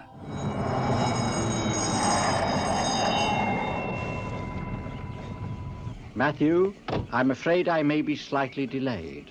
He would talk to them in his Unwinese. What you say may be put into writing and used in evidence. Ah, yes. Righty scribbly in your bookery. All uttery words, speed of your pen slowed much deceive my eyeball. And of course that would fox the police totally. I didn't quite catch that, sir. Oh, he says, I'll repeat that. And then he repeats the whole lot. Ah, Partlow, I'll explain to you. Now, Matthew, my gardener, is deep joy with green fingers in the garbage, you understand? I see. Yes. Well, now, we've got this urgent mission for the bishop, and you understand for the bishop of that? Right. You do? Right. Well, unfortunately, Matthew is trapped in the engines all rotating most. Rotating most? Yes, that's the rotating engine bolt. Of course, the guy is saying, I didn't understand. I'll repeat it again. And in that way, the police would sort of say, yes, I quite understand. So, sorry to trouble you. Off you go. So that was the gimmick. Will you excuse us, Mrs. Appleby? Yes, Father. I'll go and pack your suitcase. Housekeeper, Mrs. Appleby, she talked like that, sure like that. She was like, it was a lovely voice to do, like Summers that it was, talk like that. Father, it's the ambassador and his aide. They must have stolen the police car. Well, I showed Lou all the films I made as soon as they were finished. And as soon as Stanley Unwin went into his gobbledygook, Lou jumped up, shouted to the projectionist, cut, cut, cut, stop, stop, put the lights up. And he said, cancel the show, Gerry. just finished off the first 13. And I said, why? He said, well, people will never understand him in America. And those British fools can do nothing about it. And I said, well, that's the whole point. They're not supposed to understand. Never. And that was the end of that one. The whole thing is very clear to me. I understand perfectly. Your wishes will be carried out. It had lost something. It was still very nicely made, and a lot of people asked me about it. But and again, it was nice music, nice credits, and the church and everything. But I think by then we were just a bit out of ideas. So that was it.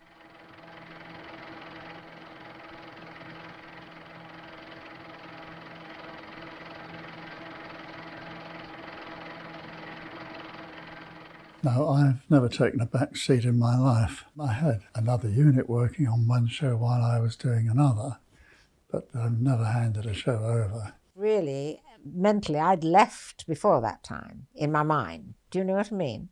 And I figured, well, other people can be doing this now because we're going on to do other things. So the fun went out of things. It wasn't the same. And it was such a pity because it was fine when we were all struggling, but once we got there, there seemed to be nothing keeping us together, really. No glue.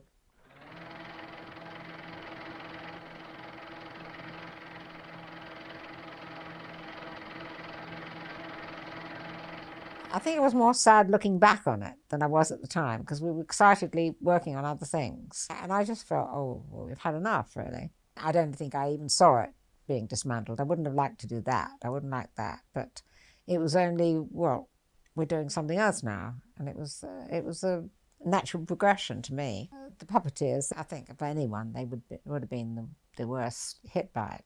But it wasn't going to go on forever. If any of the shows after Thunderbirds had succeeded, then I don't think we would have. I think we might have wanted to go on to live action, but somebody else would come in and we'd supervise it from somewhere else, and it would have worked. But you know, enough was enough, really and truly. You know, it was a novelty thing that had just lost its novelty, really. When I look at my career from afar and see it through a wide-angle lens, as it were, even I'm amazed at how many shows I've made. And so it's been a wonderful career, and one that I'm now very proud of. So it was the end of an era. It isn't like we were stopping filming altogether. We weren't doing anything else. We were going on to something that we wanted to do for quite a long time.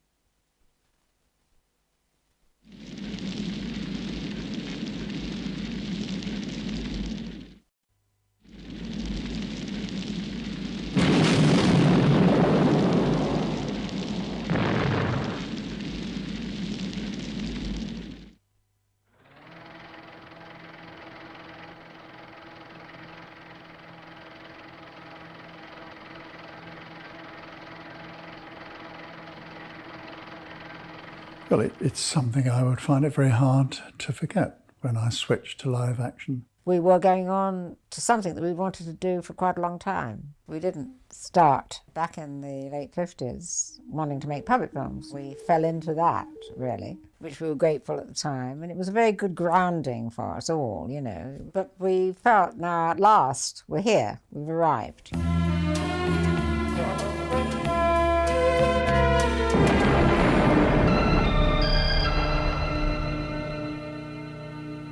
Won't keep you a moment, Alec. Trouble? Oh, why else would I send for you? Take a look at this. Well, UFO obviously is unidentified flying objects.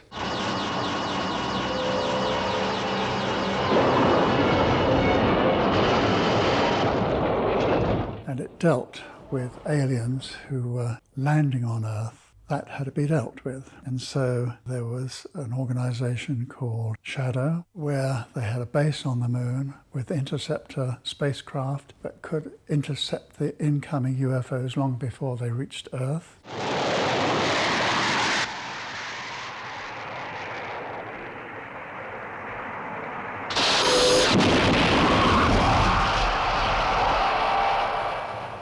And they had a base on Earth that controlled the whole operation.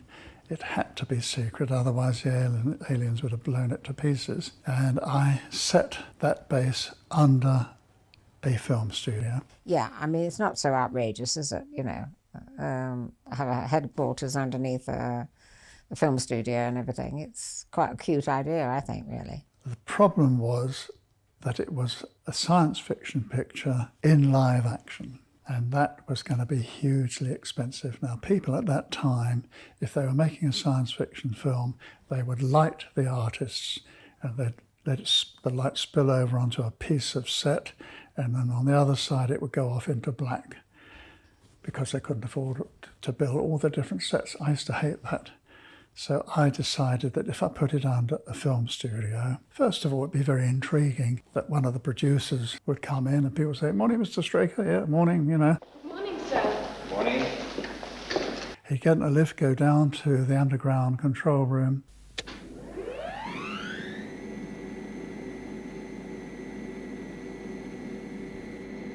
And we would be able to shoot everything all round the studio. And everybody would believe it. It was good to do it because now it was doing live action that we wanted. I treated it really, the costumes and the casting, as if I was dealing with the puppets in a way. You've now made the move for want of a better phrase, to adult fiction world. Yeah. Do you find that the two forms very different? They are really, in as much as with the puppets, you know, one could decide what body a puppet had, what hairstyle, exactly, how they were dressed and so on. You're a little more inhibited, I think, with an actor, you know. We can't really change tall man to short man. I used Ed Bishop, who played a lot of our puppet voices. Helicopter A42, I can see you. I'll stand by while you come in to attack. You've got better cover than I have.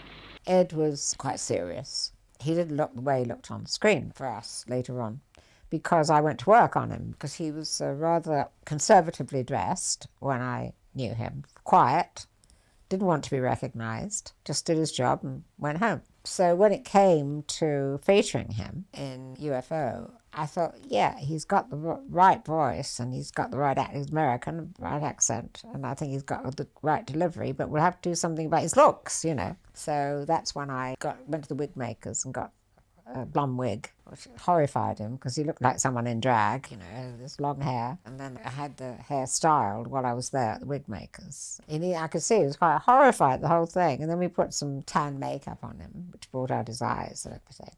And he had a good figure and everything, so we put him in the futuristic outfits. And there he was. It was great.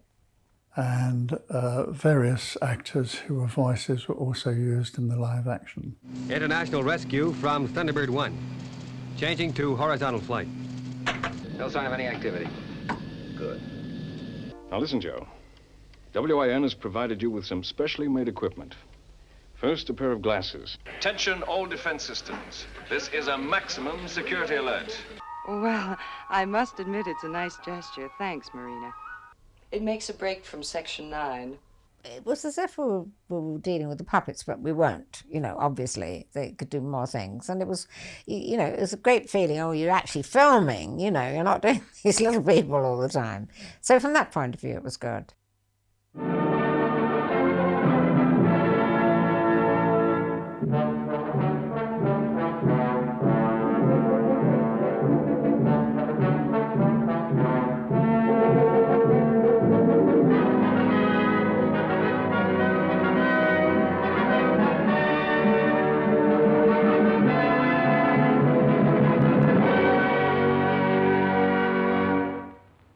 Roger, Echo Foxtrot, you're cleared to land. Check 3 greens. Locked. 3 green lights it is. Clear to land.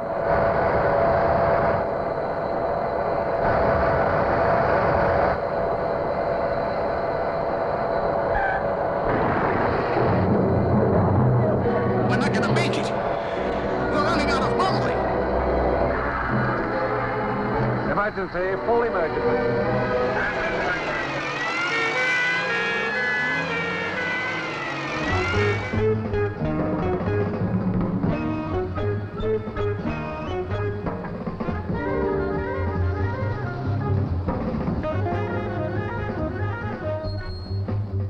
Get me Blackmore Electronics. I have to sort this one out myself. God knows how long it'll take to build a replacement. There is another page, Mr. Wilder. What? Mr. Breen's memo, there's another page. I'm going home now. Tell Newman and Lisa I want to see them at 7:30. Yes, Mr. Webb. Oh, and John Kane asked me to give you this.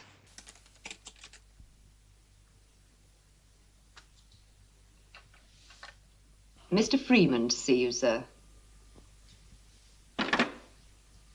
All right, Mr. Freeman.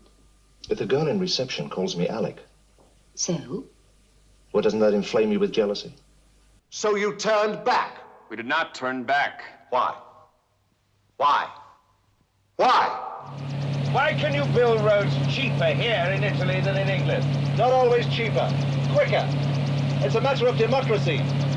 Everyone in England wants motorways, but not in their back garden. At that time, Dr. Bernard had carried out the first heart transplant, and it was a bit grisly because I quickly thought, well, that's what they're coming to Earth for, to steal organs.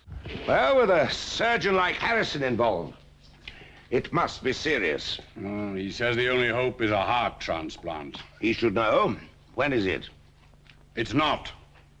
I'm not going to be made a guinea pig in this human abattoir. On a number of fully documented occasions, mutilated bodies found after UFO attacks. Organs missing. Fact. An electromedical examination on the first alien we lay our hands on shows organ transplants. The doctors aren't certain. No, not yet. But I'm willing to bet that our proof lies at the end of that corridor.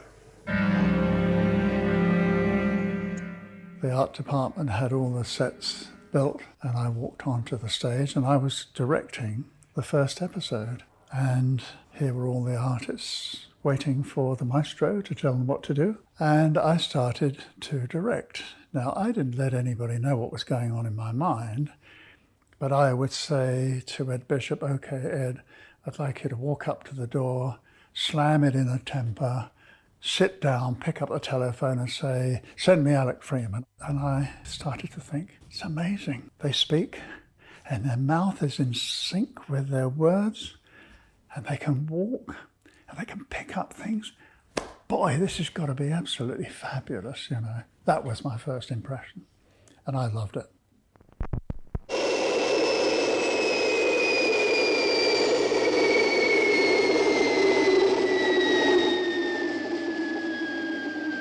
We had our grounding in, although it was puppets, and then we knew we had fantastic special effects, so that would be the sort of linchpin of the whole thing. And we knew we could do that very, very well. We had the people, we had the team around us, did fantastic effects.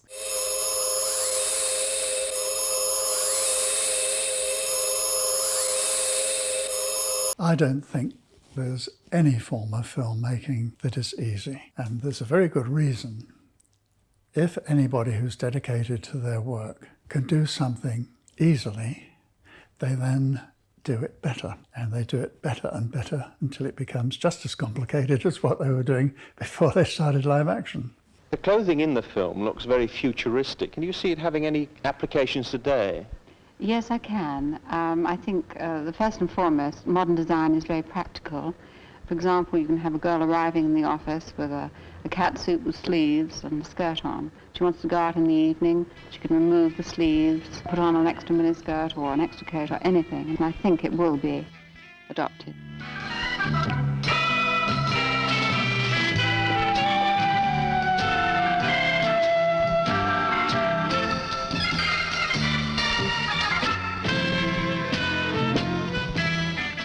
Think about the girls on Moonbase and how to make them different. So we had the silver costumes. Then I thought, let's do a purple wig. And again, I went back to my wig creations people and said, look, this is what I want. So I remember coming into the studio in my office and sitting with a wig on in the office. No one took any notice. I thought, why aren't they saying something? And then walking in and out of the office, they're probably used to me doing crazy things like that. But I did some tests and I realized then that it was going to work really well with the silver and everything, you know. There's nothing to crease, nothing to iron, and every part is replaceable. The design is so practical it adapts for indoors and out at the flick of a zip. She could sell me one anytime. We still had a budget, so I was looking for some costumes that would work, that wouldn't cost the earth. I saw an ad in one of the weekend papers about a whole stock of American surplus material, and they were like string vests in an olive colour. So I thought, string vests, that's a good idea. So you have them lined for the girls. And so I came up with a whole lot of those. I got delivered umpteen lots of string vests, and so to the wardrobe people, look, how about this? So they said, oh yeah. So things like that I did, you know, that were good fun. Now, the only thing I would say, I saw some of the episodes later, I cringed, talk about incorrectness, politically incorrectness, I cringed when you have girls walk by and they sort of give a sort of appreciative look at, oh, it seemed so corny when I saw it, I thought, oh, please don't do that. But that was the time, that was the era.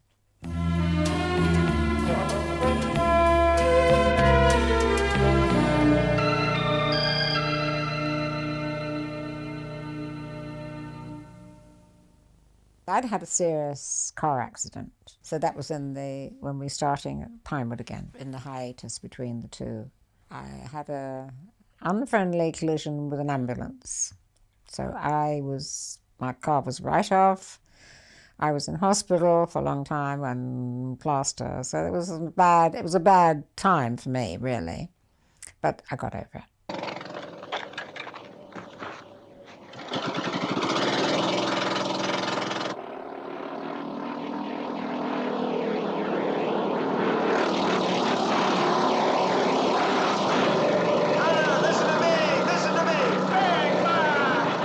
We alternated the stories, you know. I'd take one lot, Joe would take another. They got really weird, yes, they did. Don't push me, Henderson. Chief! Look, somebody ought to take What, you haven't got the guts. Let's get back to realities. You're nothing but a bunch of spineless, gutless sheep. The lot of you. Nah, nah, nah. Cut! And print that. That was very, very nice. They really got weird, yeah. We'll have to start, sir. Second unit rushes are due at 12. 139, take 2.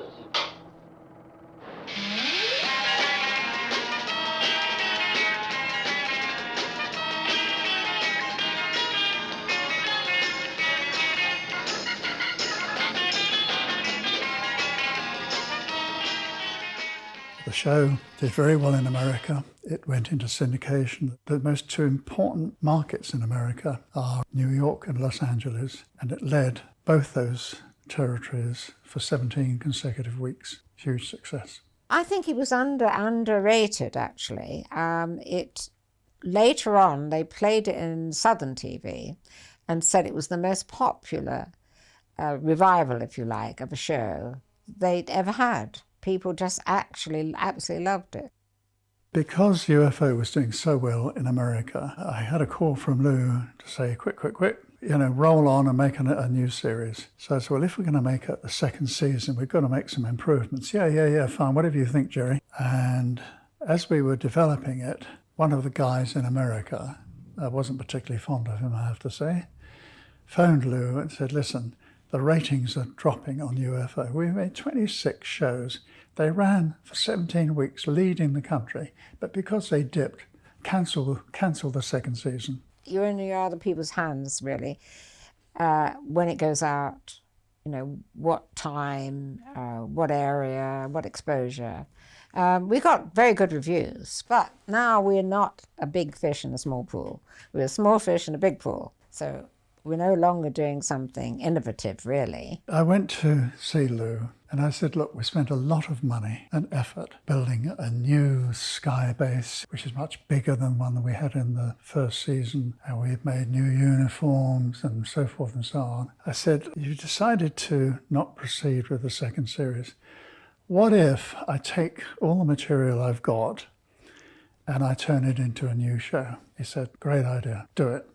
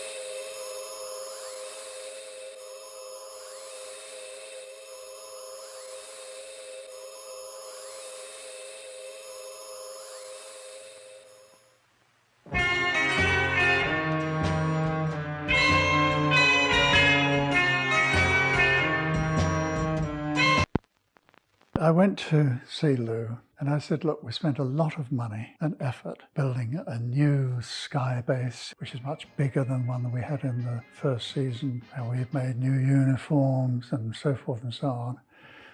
I said, you decided to not proceed with the second series. What if I take all the material I've got and I turn it into a new show? He said, great idea, do it. I got a call from Abe Mandel, this guy in America, was a thorn in my flesh. He was able to get round Lou because he was able to say, Lou, the Americans won't understand that. And Lou, the Americans like this. And he said, Gerry, I understand Lou has given you permission to turn this into a new show. I said, that's right. He said, okay, you want my backing? So I said, well, obviously. He said, okay, well, here's the deal.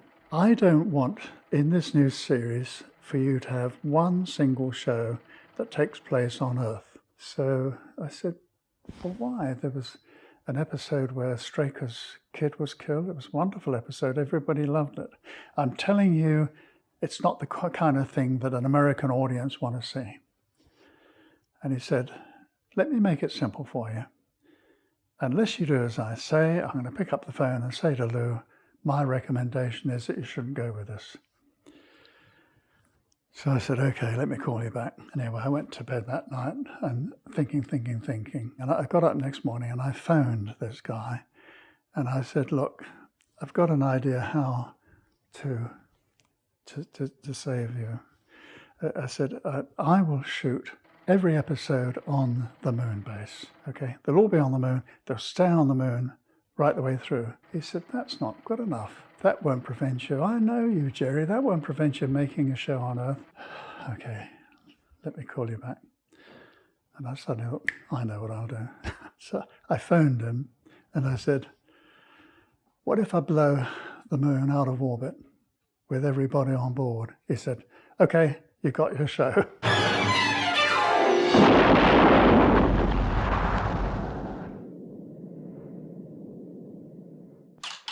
One, take one. Good one, Gerry. Moonbase Alpha status report, 1,150 days after leaving Earth's orbit. During the many months of our space journey, we've kept a full record of everything that has happened. That record is now being reviewed. Our computer is assessing what we've learned from the facts, from the past. Century 21, as it evolved, was no more, basically. So, the merchandise side had gone, John had gone, just Reg, Gerry and myself, Group 3.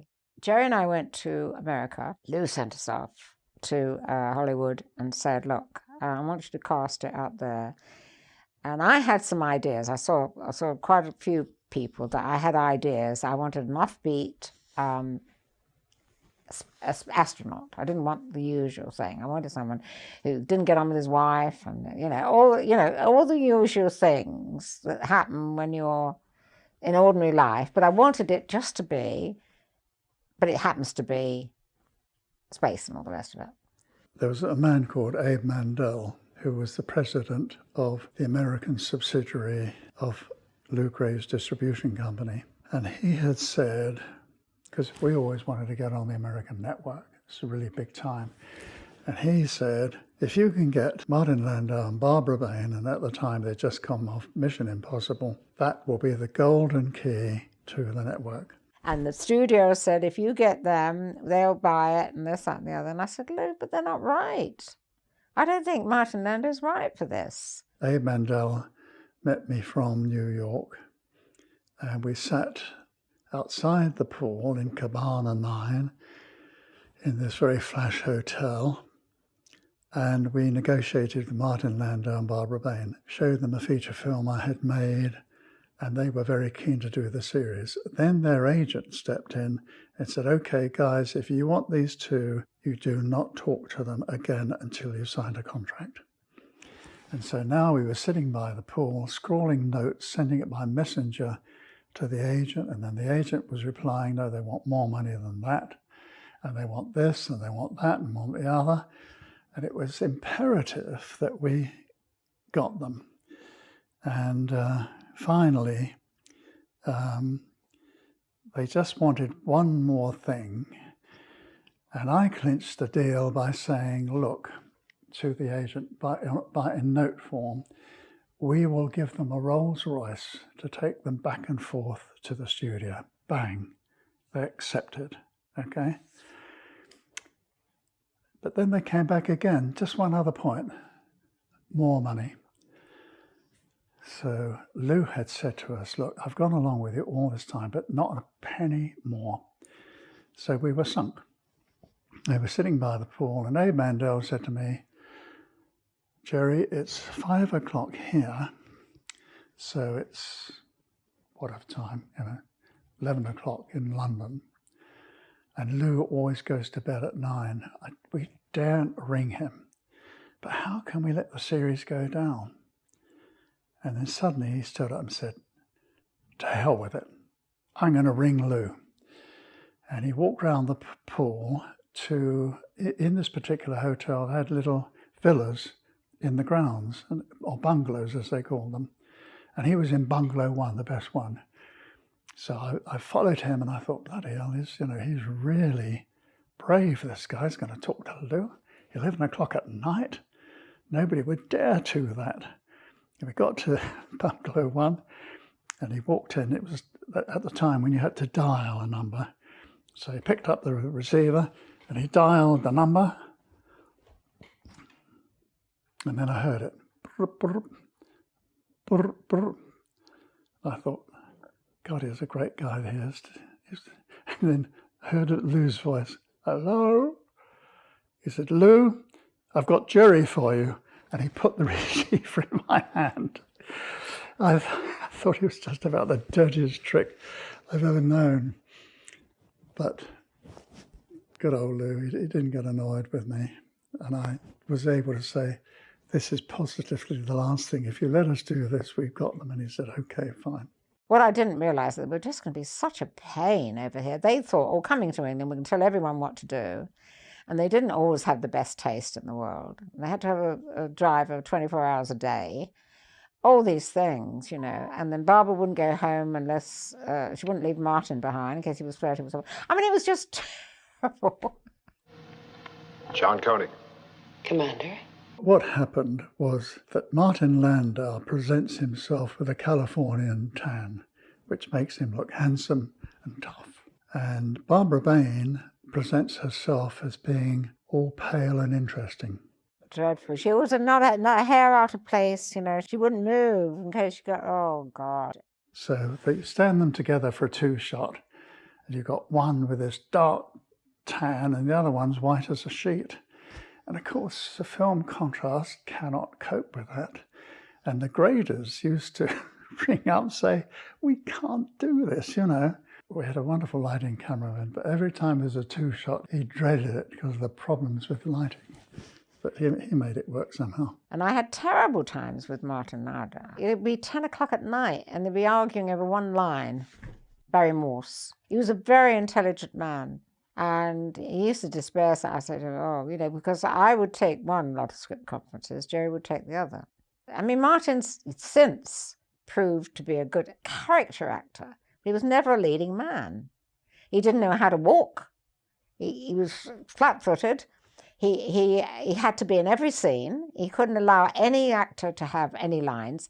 I did a script conference, and we gave Nick Tate a scene that was his. So, Nick, you should do this. Right. The writers did it. It gets on the set. Martin Lauder comes to my office and said, Nick Tate's saying my lines. I said, no, he's not. He's saying his own lines. Yes, but I said, you can't be in every scene the whole time, Martin. And he said, oh, well, I'm the leading man. I said, no, you are, but Nick Tate's a good actor, and he's a young, interesting guy, you know. I think it's a change. You can't make all the decisions all the time. No, you wouldn't have it. And then he goes to Gerry, and Gerry says, oh, yeah, well, Martin's got to do it. I suppose because Martin Lauder and Barbara Bain were in it, it attracted all sorts of international stars. 10 take 1, second clapper. So, would you? You didn't identify yourself. And sudden appearances make us nervous. And I have been scanning you for some little time. I didn't turn, and you'll want me to turn and do it again, won't you? I'm sorry. There's no point in going on with it. Be quiet. I remember going on the set one day, and there was a very, very beautiful girl. And I couldn't help going up to her to say welcome to the show. And when she turned around, it was Joan Collins. You must understand, Commander Koenig, that apart from this small area, our ship is a wilderness. We picked up your signal. That signal was automatically triggered when all but one of our nuclear reactors exploded. It's been transmitting ever since. Ever since when? Ever since this disaster occurred, 900 years ago. Then I got a call from Lou saying, Rye in Rome, I've put some money in, so you're now going to cast some Italians. What? So I got on a plane, our casting director, see all these Italians. Oh, God, no. Finally found one who was very, very good. He'd trained in America, had done theatre. He was Italian. Brought him over with a couple of others that I found over there to do a test. Martin Lauder was supposed to test with them. Woody, hell. He was sulking the whole time. So the one that I eventually cast came into me and said, I said, look, he's jealous of you. Let me just put it on the line. Don't take any notice of him. Just go ahead and do your scene, because he's going to make it as difficult as possible because he doesn't want any competition. And so we did the tests. We came up with a viewing thing. Martin came in. Didn't really want him, but he came in with Barbara. They came in, the couple, you know, with the casting director. And the guy that was shooting, Lee Katzman III or something ridiculous. He was being one of their directors on Mission Impossible, and he was a real creep. He just said, oh, yes, Marty, no, Marty, yes, 3 bags full, Marty. He used to come in my office at 5 o'clock and drink all the scotch and everything, because he was used to doing that. And everything they did was wonderful. So I thought, I'm never going to get anything going here properly. And so I sent the tests up to Lou, and he said, what do you think? And I told him Giancarlo Preti was the one, and he said, I agree with you. And Martin Lauder went absolutely bananas. We were all sitting in the viewing room, and he suddenly stood up and turned into a monster and started swearing and everything. What do you think you're doing to me? And he went totally mad. And the director he shrunk into his chair. And the casting, Michael Barnes, he looked at me. I said, don't look at me. Nothing to do with me. And I let him have his rant and rave. No one spoke up. And I stood up and I said, well, when you can speak in a bit more of a civil tone, I'll discuss it with you. But in the meantime, he has been chosen. So put up with it. We had a costume fitting with him afterwards, and I cancelled it. I said, no, I can't go in there.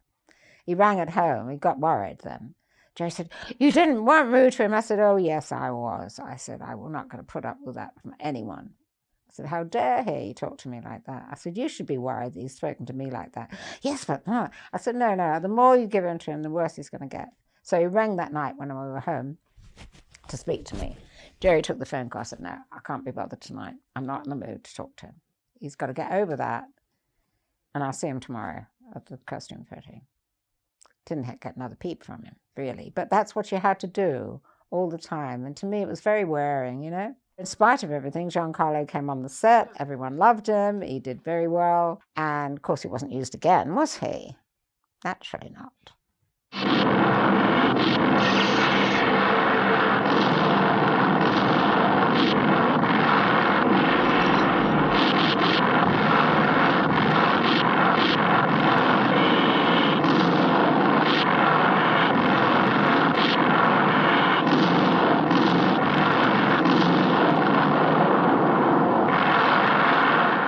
The special effects work on Space 1999 was done by Brian Johnson, another up-and-coming special effects director. And we were shooting here at Pinewood, and he was shooting in Bray. But he did do spectacular work and, again, made a huge contribution to the series.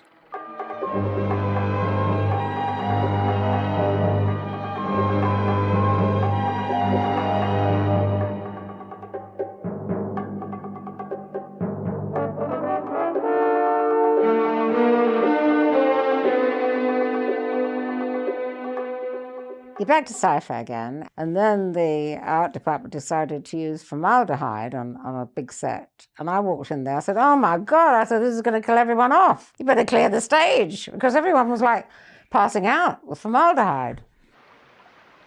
It's ghastly.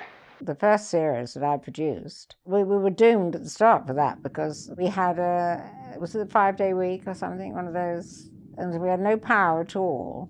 So we had to get special generators in, freezing cold on the stage there.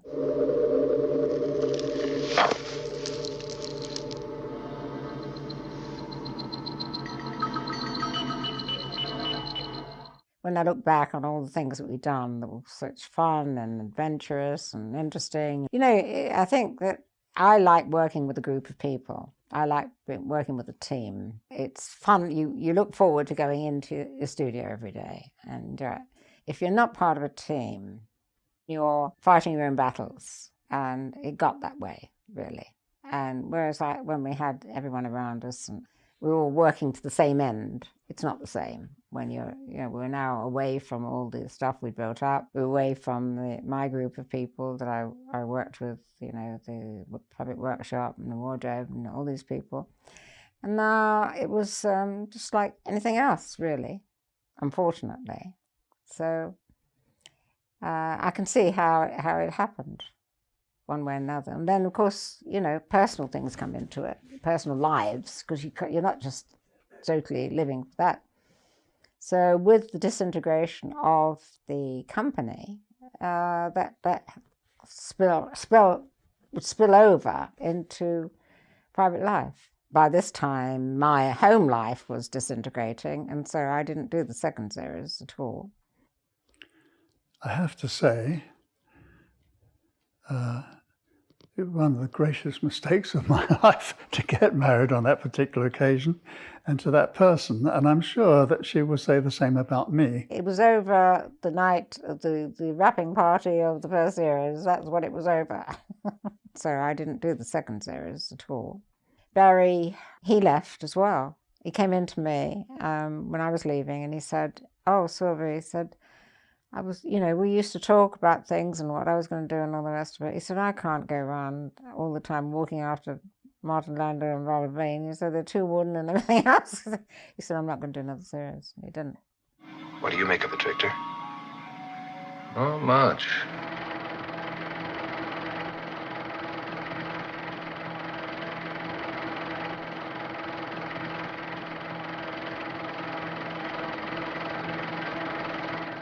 Well, don't forget Lou was beginning to have his own troubles, you know, at ATV. Nothing stays the same. ATV now was being sectioned up. I was asked by Abe Mandel if we could use an American writer. Long story, but eventually I said okay. And I met Fred Freiberger, who was a writer on the very first Star Trek. And I took him on, and he arrived in this country with his wife and kids.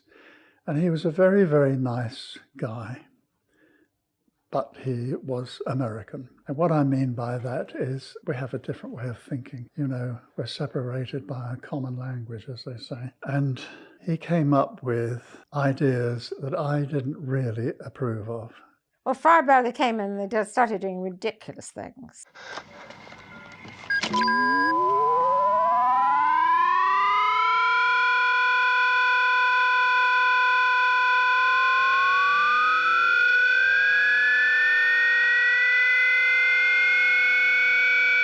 That's as much amplification as I can give it. What about Alan and the others on the surface? Will the sound reach them? They'll be getting it to their helmet receivers. But it won't be powerful enough if the aliens choose to block it.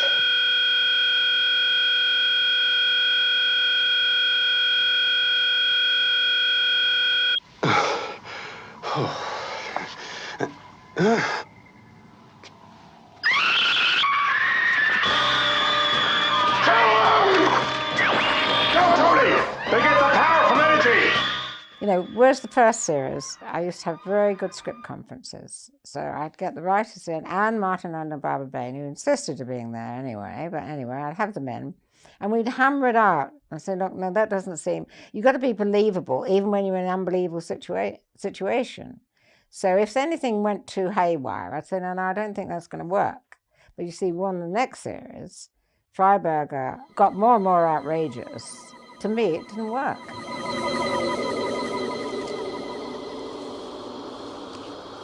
I like them, Father. But he was here, quote unquote, to satisfy the American audience, to make it highly saleable in America. And shortly after he arrived, I got on very well with him, and he was a very nice guy. But I said to him that if you're going to try and turn this show into something else in terms of scripting, then I'm going to appoint you as the producer, because it's only fair. If you turn the show round, or at least that's what you think you're going to do, and make it a huge success in America, then you should be the producer. And if you make a balls on it, you will also be the producer. But I still was in command, and we still worked happily together. You know, it was politics that one has to play on a certain occasion. I don't play it too often, but now and again, there was no way out of it. Woman 9, take one. Well, now we know the abilities that judges of Luton gave to two of them. Mm. The one they gave the strength to tear mountains apart, and the other they made a transport. Right. 1 second the other side of the river, the next second this side. If he could transport, why didn't he do it again to escape? Perhaps they're only permitted to use their abilities once. Could be. Anyway, thanks. Nothing to thank me for.